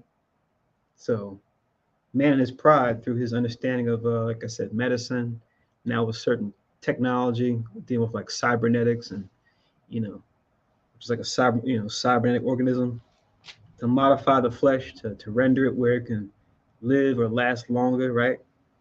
Where you're pretty much like a vampire, right? Like a robotic vampire of sorts. When the Most High says it's time for you to go, even though that can't keep you alive. Not to mention, you were already dead anyway if you're not following the Most High's law. You can prolong your life all you want through nanotechnology and cybernetics and all types of artificial medicines that Esau comes up with. But if your lifestyle is a life of hedonism, just to live, just to enjoy pleasures, you're just the walking dead anyway. All you've done is prolong your death, right? In the flesh. That's all you've done. So like I said, their version of everlasting life really is just vampirism, right?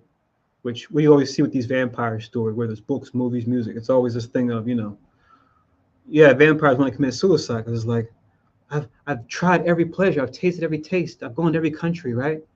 I've watched empires rise and fall. I'm sick of it. I've had it with this, these endless cycles that mankind goes through, right? Because they're missing the point of, had they been in a kingdom of righteousness, which would have been continual growth, not just rise and fall we see due to sinful nations, then you would see that there's more to life than just the pleasures, physical pleasures. They'll realize there's a spiritual nature to life as far as what it means to really be in the earth and to have longevity. It wouldn't be a thing to look forward to like we have with our people in the heathen now, which is like, I don't want to live to be 70 or 80. I don't want to live that long, right? I just want to enjoy my life, have a couple kids, get married, have a couple kids, and have it continue on my name, and then, die, an early death, right? And that's supposed to be wisdom. The only reason why that's the wisdom of today is because they know that living a life in this world because of no commandments is all types of suffering and pain, right? So that's where that's where that comes from. They don't want to live a life of what, having to worry about getting some kind of illness or somebody robbed from them or somebody try to hurt them or hurt their family, right? So that's where that quote unquote wisdom comes in, to not want to live that long, all because of the suffering that life brings. But now imagine living in a world where it's righteousness, it's justice. You want to stay here as long as you could, right? But we don't know what that looks like. We have no idea what that even looks like. We read about it and go, man, even in the truth, we read it and go, man, I can only imagine what that will be like, because living in this life in Babylon the Great / Sodom / Gomorrah / Egypt / everything else this kingdom is called. We got that one eye open all the time, always checking your back, right? You come out the house, so you got to set up prayers. Oh, Most High, please don't have something bad happen to me today. Don't have my car break down. Don't have me get in an accident. Don't have me catch some kind of sickness. Don't have me, don't have me them try to get me at the job, try to jack me up at the job, and you come into your own neighborhood. It's like you double looking at everybody, you want to be brotherly. Hey, how you doing, bro? How you doing, sister? But it's like you always want to keep your eyes on people because you don't know what suffering they've been going through, and they might try to get me when my back is turned. This is hell. This is not life. This is not life that we live. So yes, it's really hard to picture. But the scriptures give us an idea into what it could be like. But also, David shows this wisdom as well in Ecclesiastes 12:7. Ecclesiastes chapter 12 verse 7, which says, "Then shall the dust return to the earth as it was, and the spirit shall return unto God who gave it." So David is aware of this. That's why he says, "I shall go to him; he shall not come to me," because he knows even though the child died physically, that the child's spirit is back in the third heaven. And he knows, David knows, however many days I have in this life, when I die, I'm going to go to him, and it's going to be in the third, the third heaven, which is where the Most High Christ and the angels dwell, as well as all of our spirits that are in the earth currently, whether it's Israel or whether it's the heathen, going through the soul cycle. So Ecclesiastes 8:8 and Ecclesiastes 12:7 to go with 2 Samuel 12:23.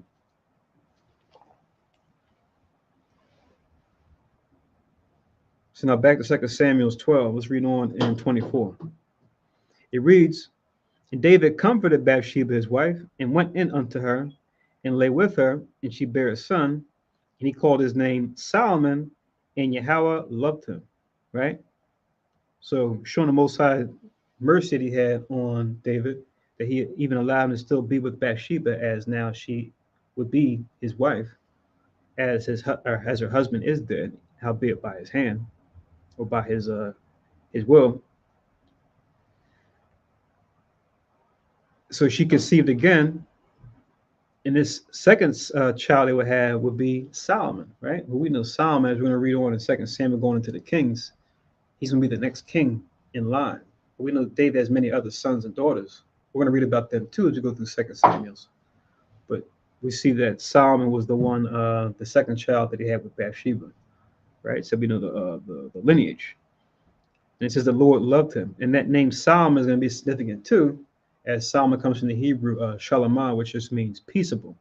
Like we say shalom and shalom, they're cognates, meaning those words are related. And why he's going to be named peaceable and why that's significant. We'll get that as you read on. But then it says in verse 25, "And he sent by the hand of Nathan the prophet, and he called his name Jedediah because of Yahweh," right? So that name Jedediah is like another name that he has. Similar to how, you have a certain person might have two names, right? He's got two names. He's also Jedediah, which you go into the Hebrew, just means beloved of the Lord. That's why it says the Lord loved him, right? So that's why Nathan the prophet, who was aware of that, gave him that name Jedediah. Kind of like how we have with Yahushua. When he came, we know the angel told to name him Jesus, or Yahushua. But then it also says, according to the prophecy, he would also be called Emmanuel, right? Meaning God with us, or power with us. So he has those two names. And they both have their significance, right? So now back to the war again with Ammon, right? And there's a lot of what ifs we can look at, right? Like we say to ourselves, man, if David had stayed with Joab and the rest of them in fighting Am, if he hadn't taken that that brief leave of absence to kind of reside in Jerusalem, and take a leisurely stroll on that rooftop, where all these events have taken place. But sure enough, you can't go back and change time. But it just makes you wonder: had he been in the battle with them the whole time and not had that leisure time, that idle time in Jerusalem, you know, would he have walked on that rooftop and saw Bathsheba in that window, bathing, So it's kind of one of those things, like I said, things are in the voice are written for our learning. Like I was saying earlier, it's always good to rest and to take leisure. The scriptures talk about that.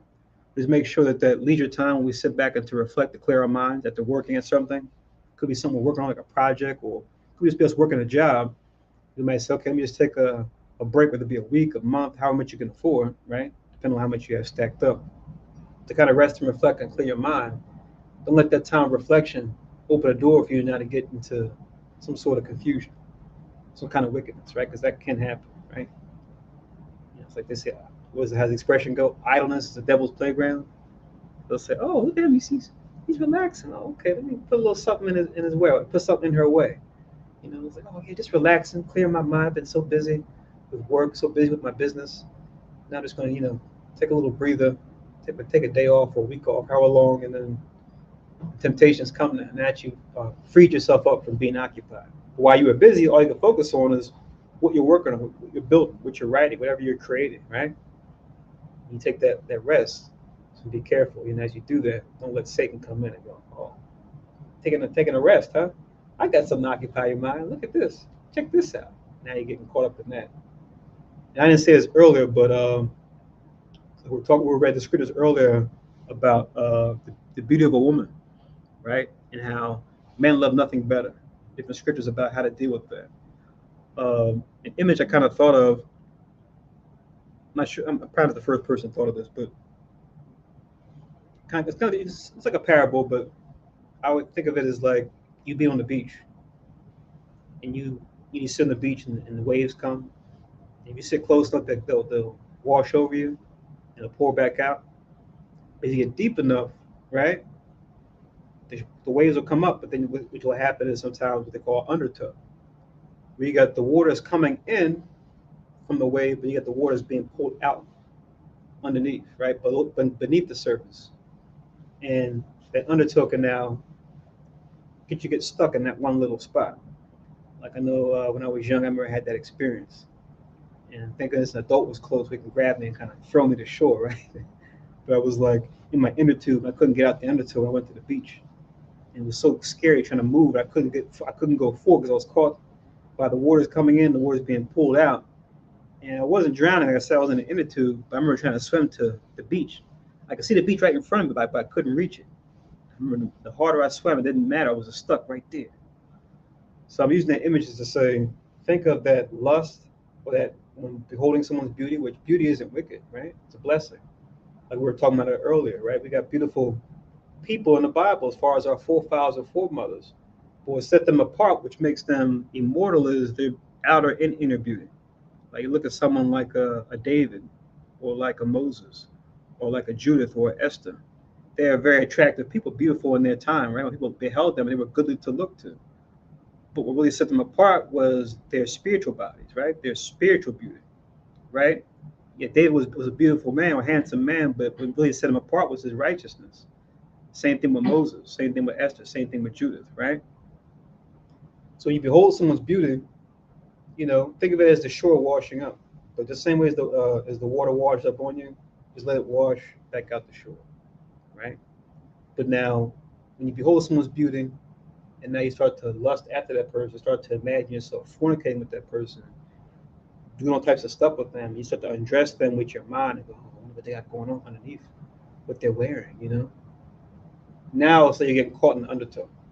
Now you're like stuck, right? You're trying to get back to shore, but you can't get washed out either. You're kind of caught in that cycle of water coming in and water going out. It's just an image you can kind of think of when it comes to how to deal with beauty, where you can admire someone's beauty, right? But then look, acknowledge it, and then just continue on your merry way, as opposed to And we have this at camp a lot of times, right? Where we teaching brothers, especially, sisters too, but especially brothers, we're more visual, right? Where we're going into scriptures where they're asking questions, and then all of a sudden they just stop and they just we see them. We look at their eyes and go, "Brother, you still with me? You look at where they're looking, and you got a sister walking past the camp, maybe wearing something tight or wearing something revealing, maybe even not wearing something revealing, but just really attractive. And a brother, he's engaging you, and all of a sudden he just stops in his tracks. Oh man, oh man, look at that, woo! It's just like, brother, come back, come back, come back. We're reading the Bible. We're talking about wisdom. Wisdom, she's supposed to be more beautiful than any woman. We're talking about wisdom now. Come on, come back, right? Gotta give him a snap out of there, right? Give him some smelling salts, because they saw a beautiful woman walk by and everything just stops. So yeah, just the image you can kind of use if you want. That's when I think of.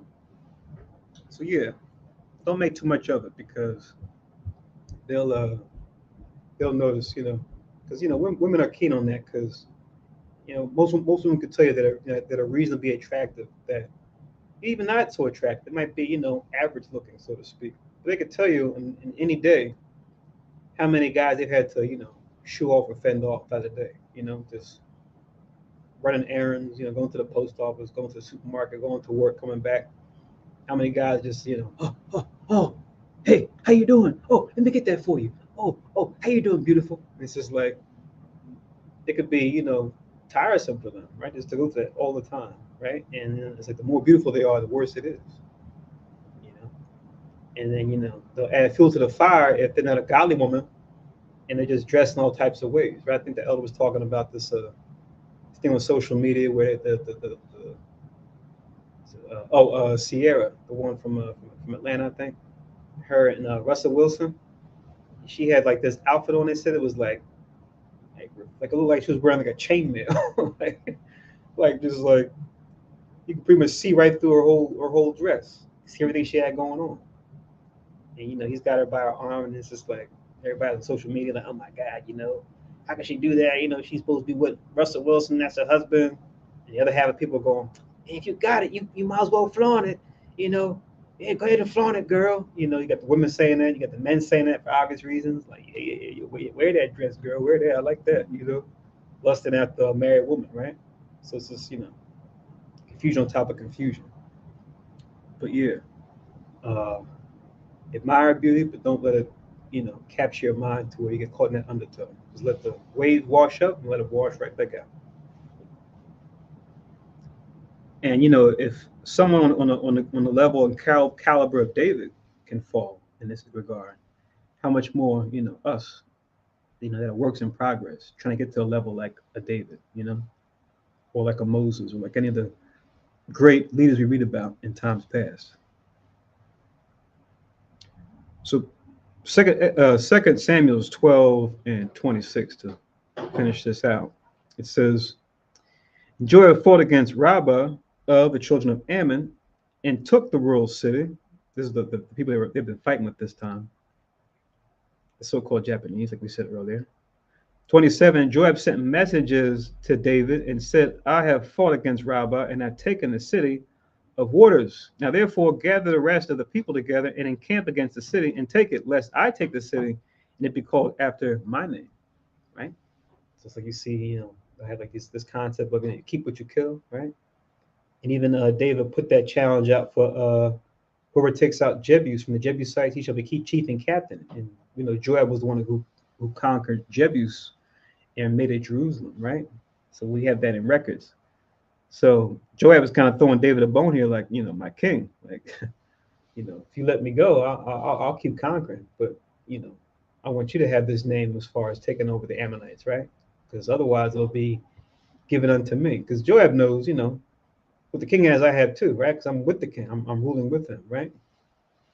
But he's letting David know, I know you're biding your time in Jerusalem, but if you want this glory, you better come in and get it, because otherwise it's going to go to me.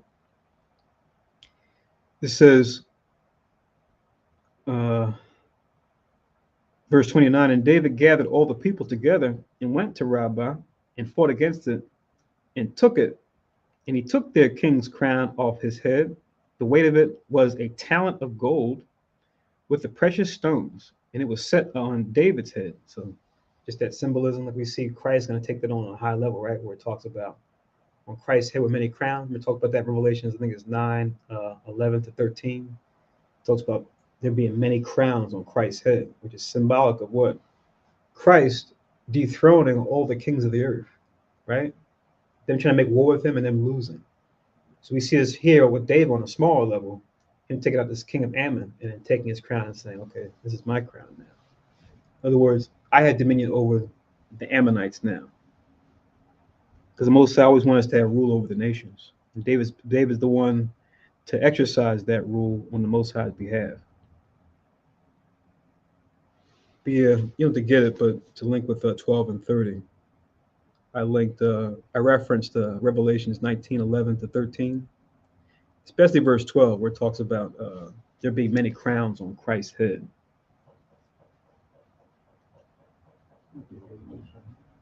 19, 11 to 13.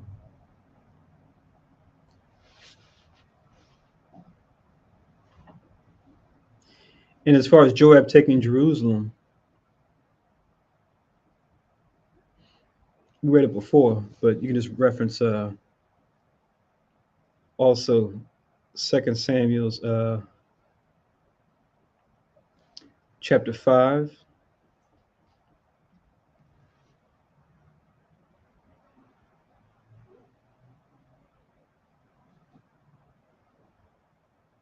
I'll start from 6. You can start from 6 rather, and then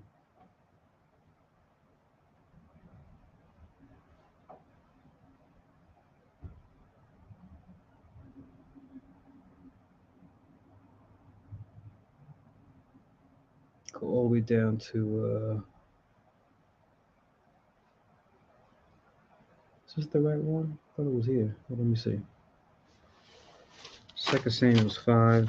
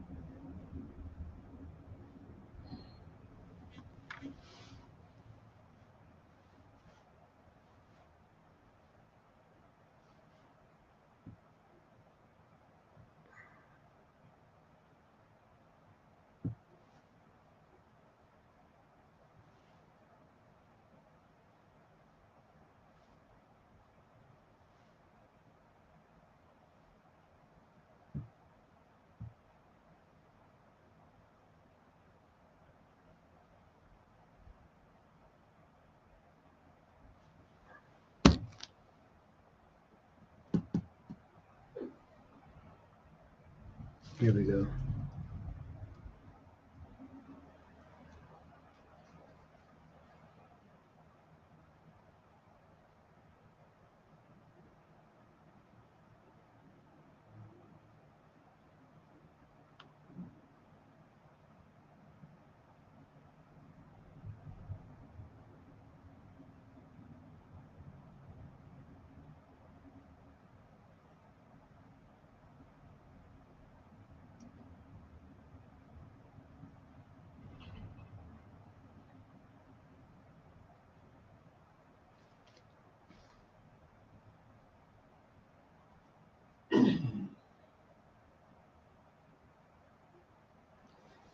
Okay, here we go. I thought it was in Samuel's, but it wasn't. Sorry about that.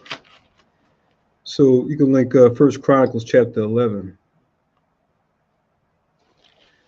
1 Chronicles chapter 11.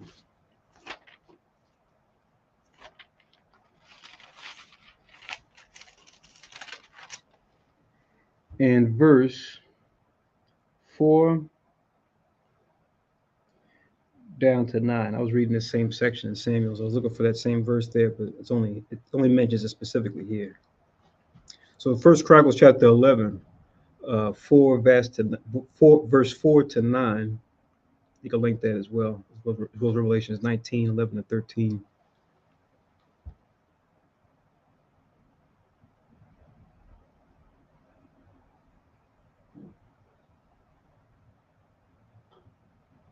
Where in verse 6 it mentions, and David said, whosoever smite the Jebusites first shall be chief and captain. So Joab the son of Zeruiah went up first and was chief,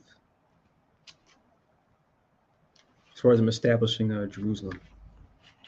But now back to 2 Samuel 12. It says,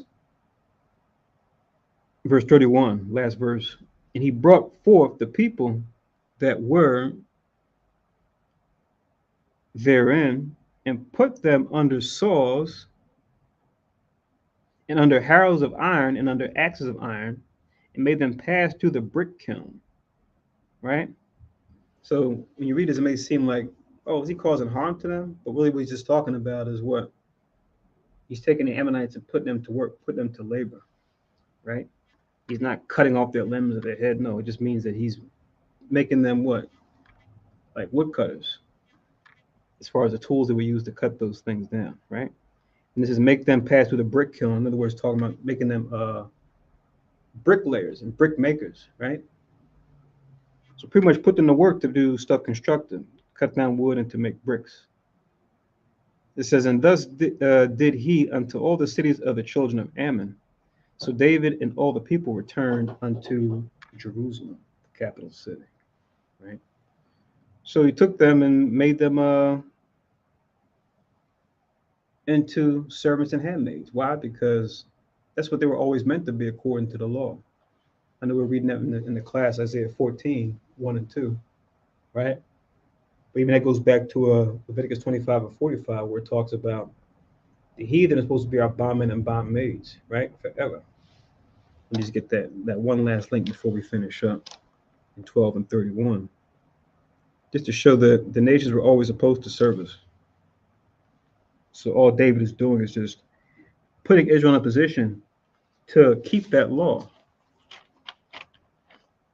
Because Mosai, he said, yeah, it's supposed to belong to you, but we have to serve him first. So certain things have to come in their proper order. So until we get right with the Most High, then we can have the nation service like the Most High made them. But if we're still coming out of the ways of the other nations, how can we expect them to serve us when we're serving them and following their false gods? It doesn't make any sense. So this is Leviticus 25.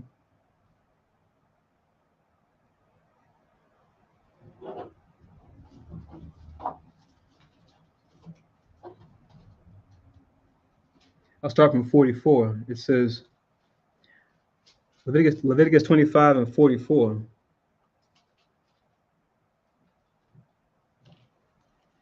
Both thy bondmen and thy bondmaids, which thou shalt have, shall be of the heathen that are round about you. Remember, a heathen is anyone who's not of the 12 tribes of Israel. Of them shall ye buy bondmen and bondmaids. 45. Moreover, of the children of the strangers that do sojourn among you, of them shall ye buy, and of their families that are with you, which they beget in your land, and they shall be your possession. See that? So they're always supposed to, and they still do at this point, belong to us. Right? It's hard for us to really think about it that way, given how we grew up here in the West, in the Americas. But no, they belong to us. They're our property. But due to the curse, the Most High flipped it and made us their property, made us 3/5, right? Made us less than. 46, and ye shall take them as an inheritance for your children after you, to inherit them for a possession. They shall be your bondmen forever.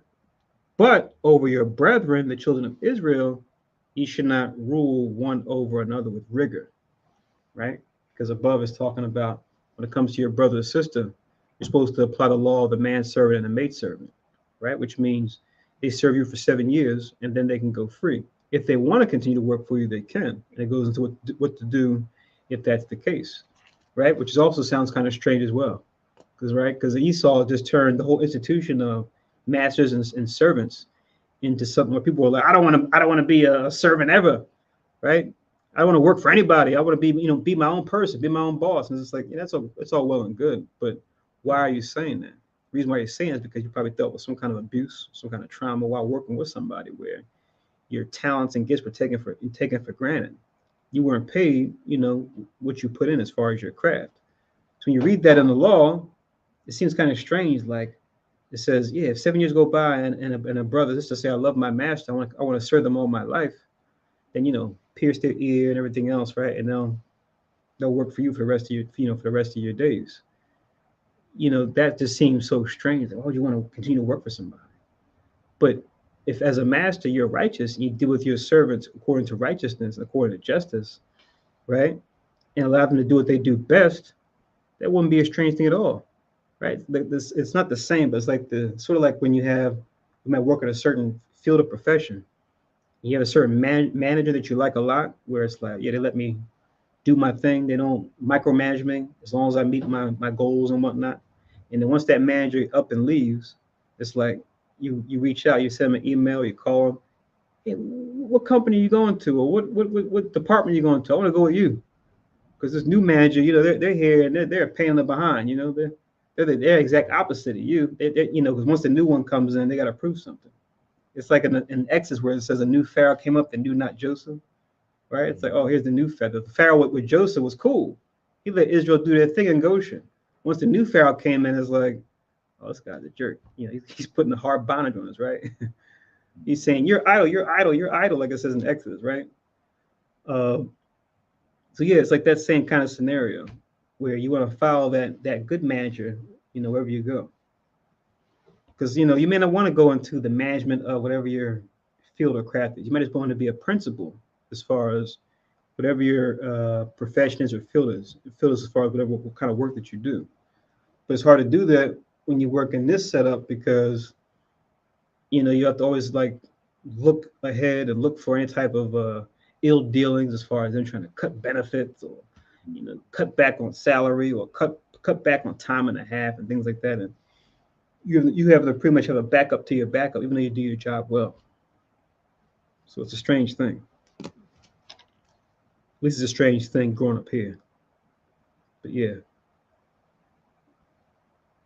it's in Exodus 21. It goes into that as far as the laws of the manservant and the maidservant, as far as them having the ability to continue to work after those 7 years, if they so choose. So we'll make an end here. Remember, like we talked about in the Friday class last night, this Monday sundown is going to be the first new moon of the year, and then 2 Sabbaths from that, 2 weeks from that, which is going to be the 3rd of April at sundown, is going to be the beginning of the Feast of Unleavened Bread, also known as the Passover, right? It's the 3rd of April. And we're going to have it in our usual place in Bordentown, New Jersey, right? Which we've had there before, and we have a good relationship with them. And if anyone has any questions, we'll be talking about the Passover preparation, especially if it's your first time. So we have some new folks that have been dialing in and zooming into the calls during the week.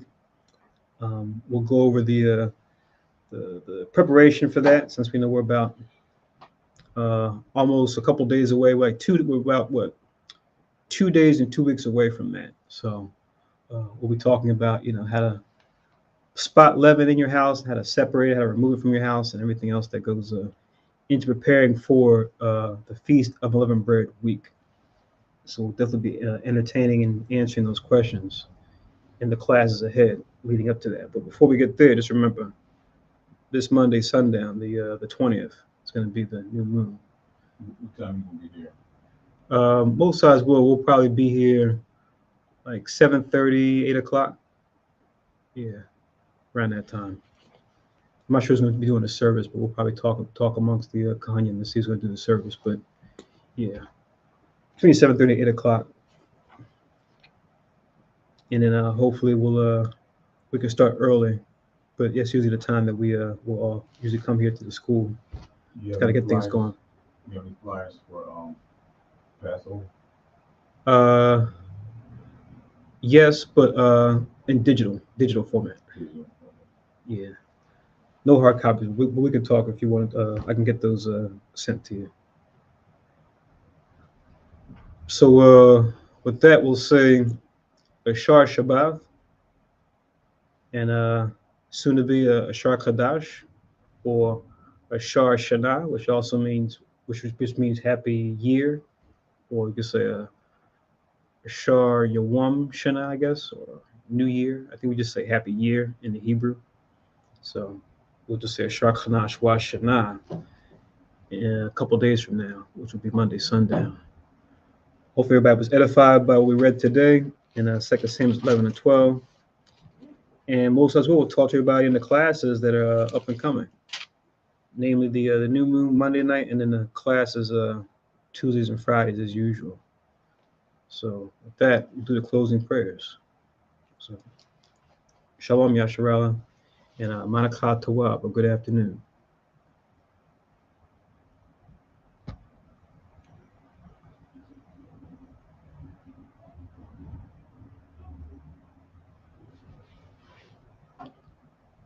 And my apologies, just to let everyone know, we put it down here before we do the closing prayers. If anyone wants to make donations to the school, if you don't know already, I'll post here. Just make sure you make them out to a High Charlotte Canaz, as you see it spelled here, with our address 3826B Germantown Ave, Philadelphia, PA 19140, right? Whether it be for a holy day or for tithes or what have you, right? So make sure you make them payable to High Charlotte Canaz. That's how you spell it. That's the way it is for the account too. So don't put Congregation of Israel. Just put it the way you see it there. And if you want to do it electronically, we have our PayPal site, which is paypal.me to HYK12. We can make donations online as well.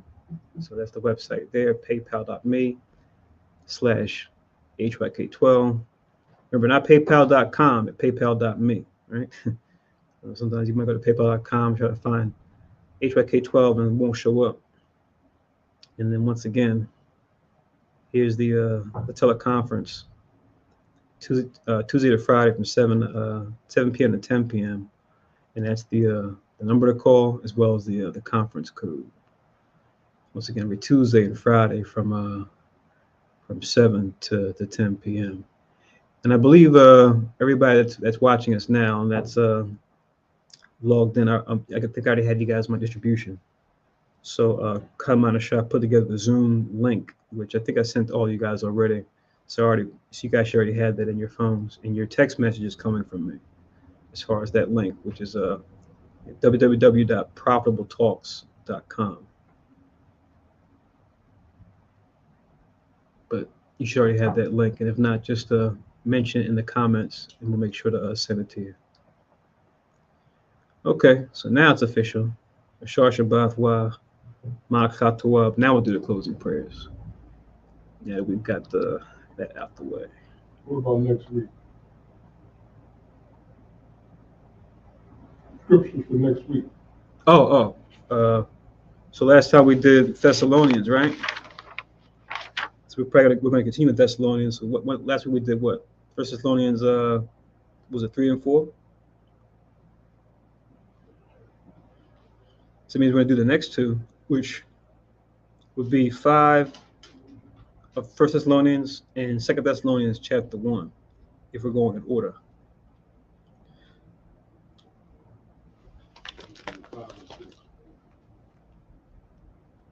Is there a 6th chapter in 1 Thessalonians? I don't know.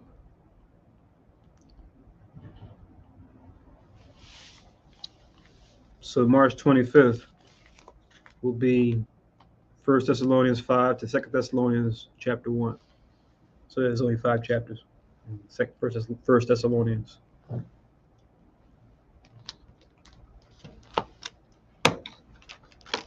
you guys can see here. So the one from March 25th, followed by 1 Esdras 2 and 3 after the week after that. As you usually go by twos.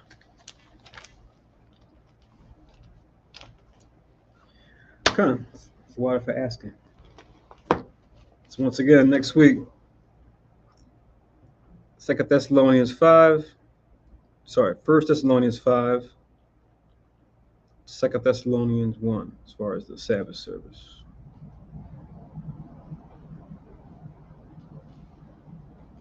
All right, now, closing prayers.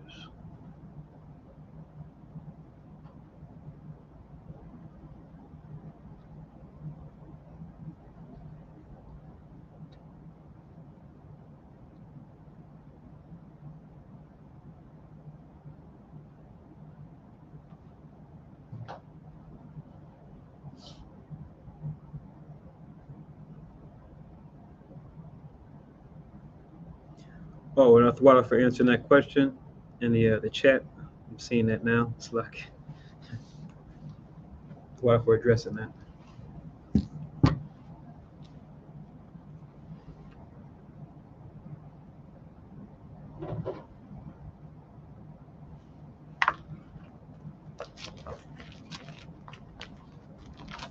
Someone close that door, Baba Kushar.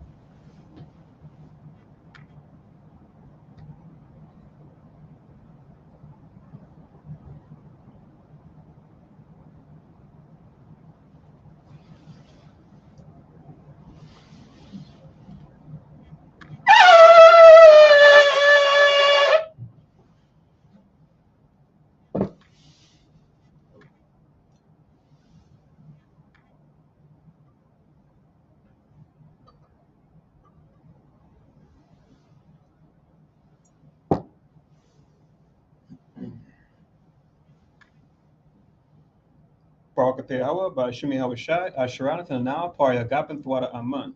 La Yahweh by Shemi Hawashai, Yasher Allah. English translation. Blessed are you, Yahweh, in the name of Yahweh Shai, that gives to us the fruit of the vine. Thank you, so be it. To Yahweh, in the name of Yahweh Shai, with Israel.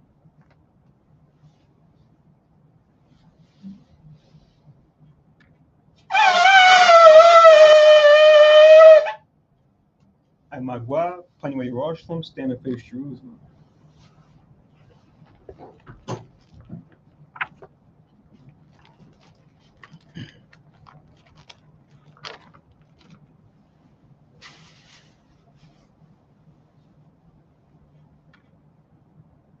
Yahweh Basham Yahushai Babakushai Shemai Lanawe Aitha Yem Yen Aitha Shalak Mike Allah Wala Alahayim Tazwadakim Lashmar Ayu Barak Rabha Magan Wakaziak Banya Yash Allah Washalak Lanawa Rabiam Kakamad Rabiam Da'ai Rabiam Bayanad Rabiam Sabalanwa Rabiam Mamawan Rabiam Aqua Rabiam Mahabiam Rabiam Haganad Rochanaya Wasalak Kau Katsayamnawa La Akim Wa Akiwak Wiyash Allah Thum Yed Wywalam Basham Yehoshai Thaware Aman. English translation. Yahweh, in the name of Yahweh Shai, please listen to us now, right now. Send Michael and the righteous powers to watch over, bless, heal, protect, and make strong the children of Israel. And send to us much wisdom, much knowledge, much understanding, much patience, much faith, much brotherhood, much love, much spiritual protection, and forgive all our sins. For the brothers, sisters in Israel, always and forever, in the name of Yahweh Shai, thank you, so be it. Four Corners Prayer. Yahweh Basham Yahushai, Barak Nawe, Wayash'ale, Wabak Yasaparim, Shemai, Yasharele, Yahweh, Allah, Yahweh, Yahweh, Akhay. English translation, Yahweh, in the name of Yahushai, bless us in Israel in the house of books or the school. And then we said, Hear, O Israel, Lord our God is one Lord. So with that, we'll say a Shar Shabbat once again. Wa Malachat Tawam. Guys, a blessed rest of the Sabbath. And most of us will talk to you guys next during the new moon coming up this Monday at sundown. So Shalom. Shalom. Shalom.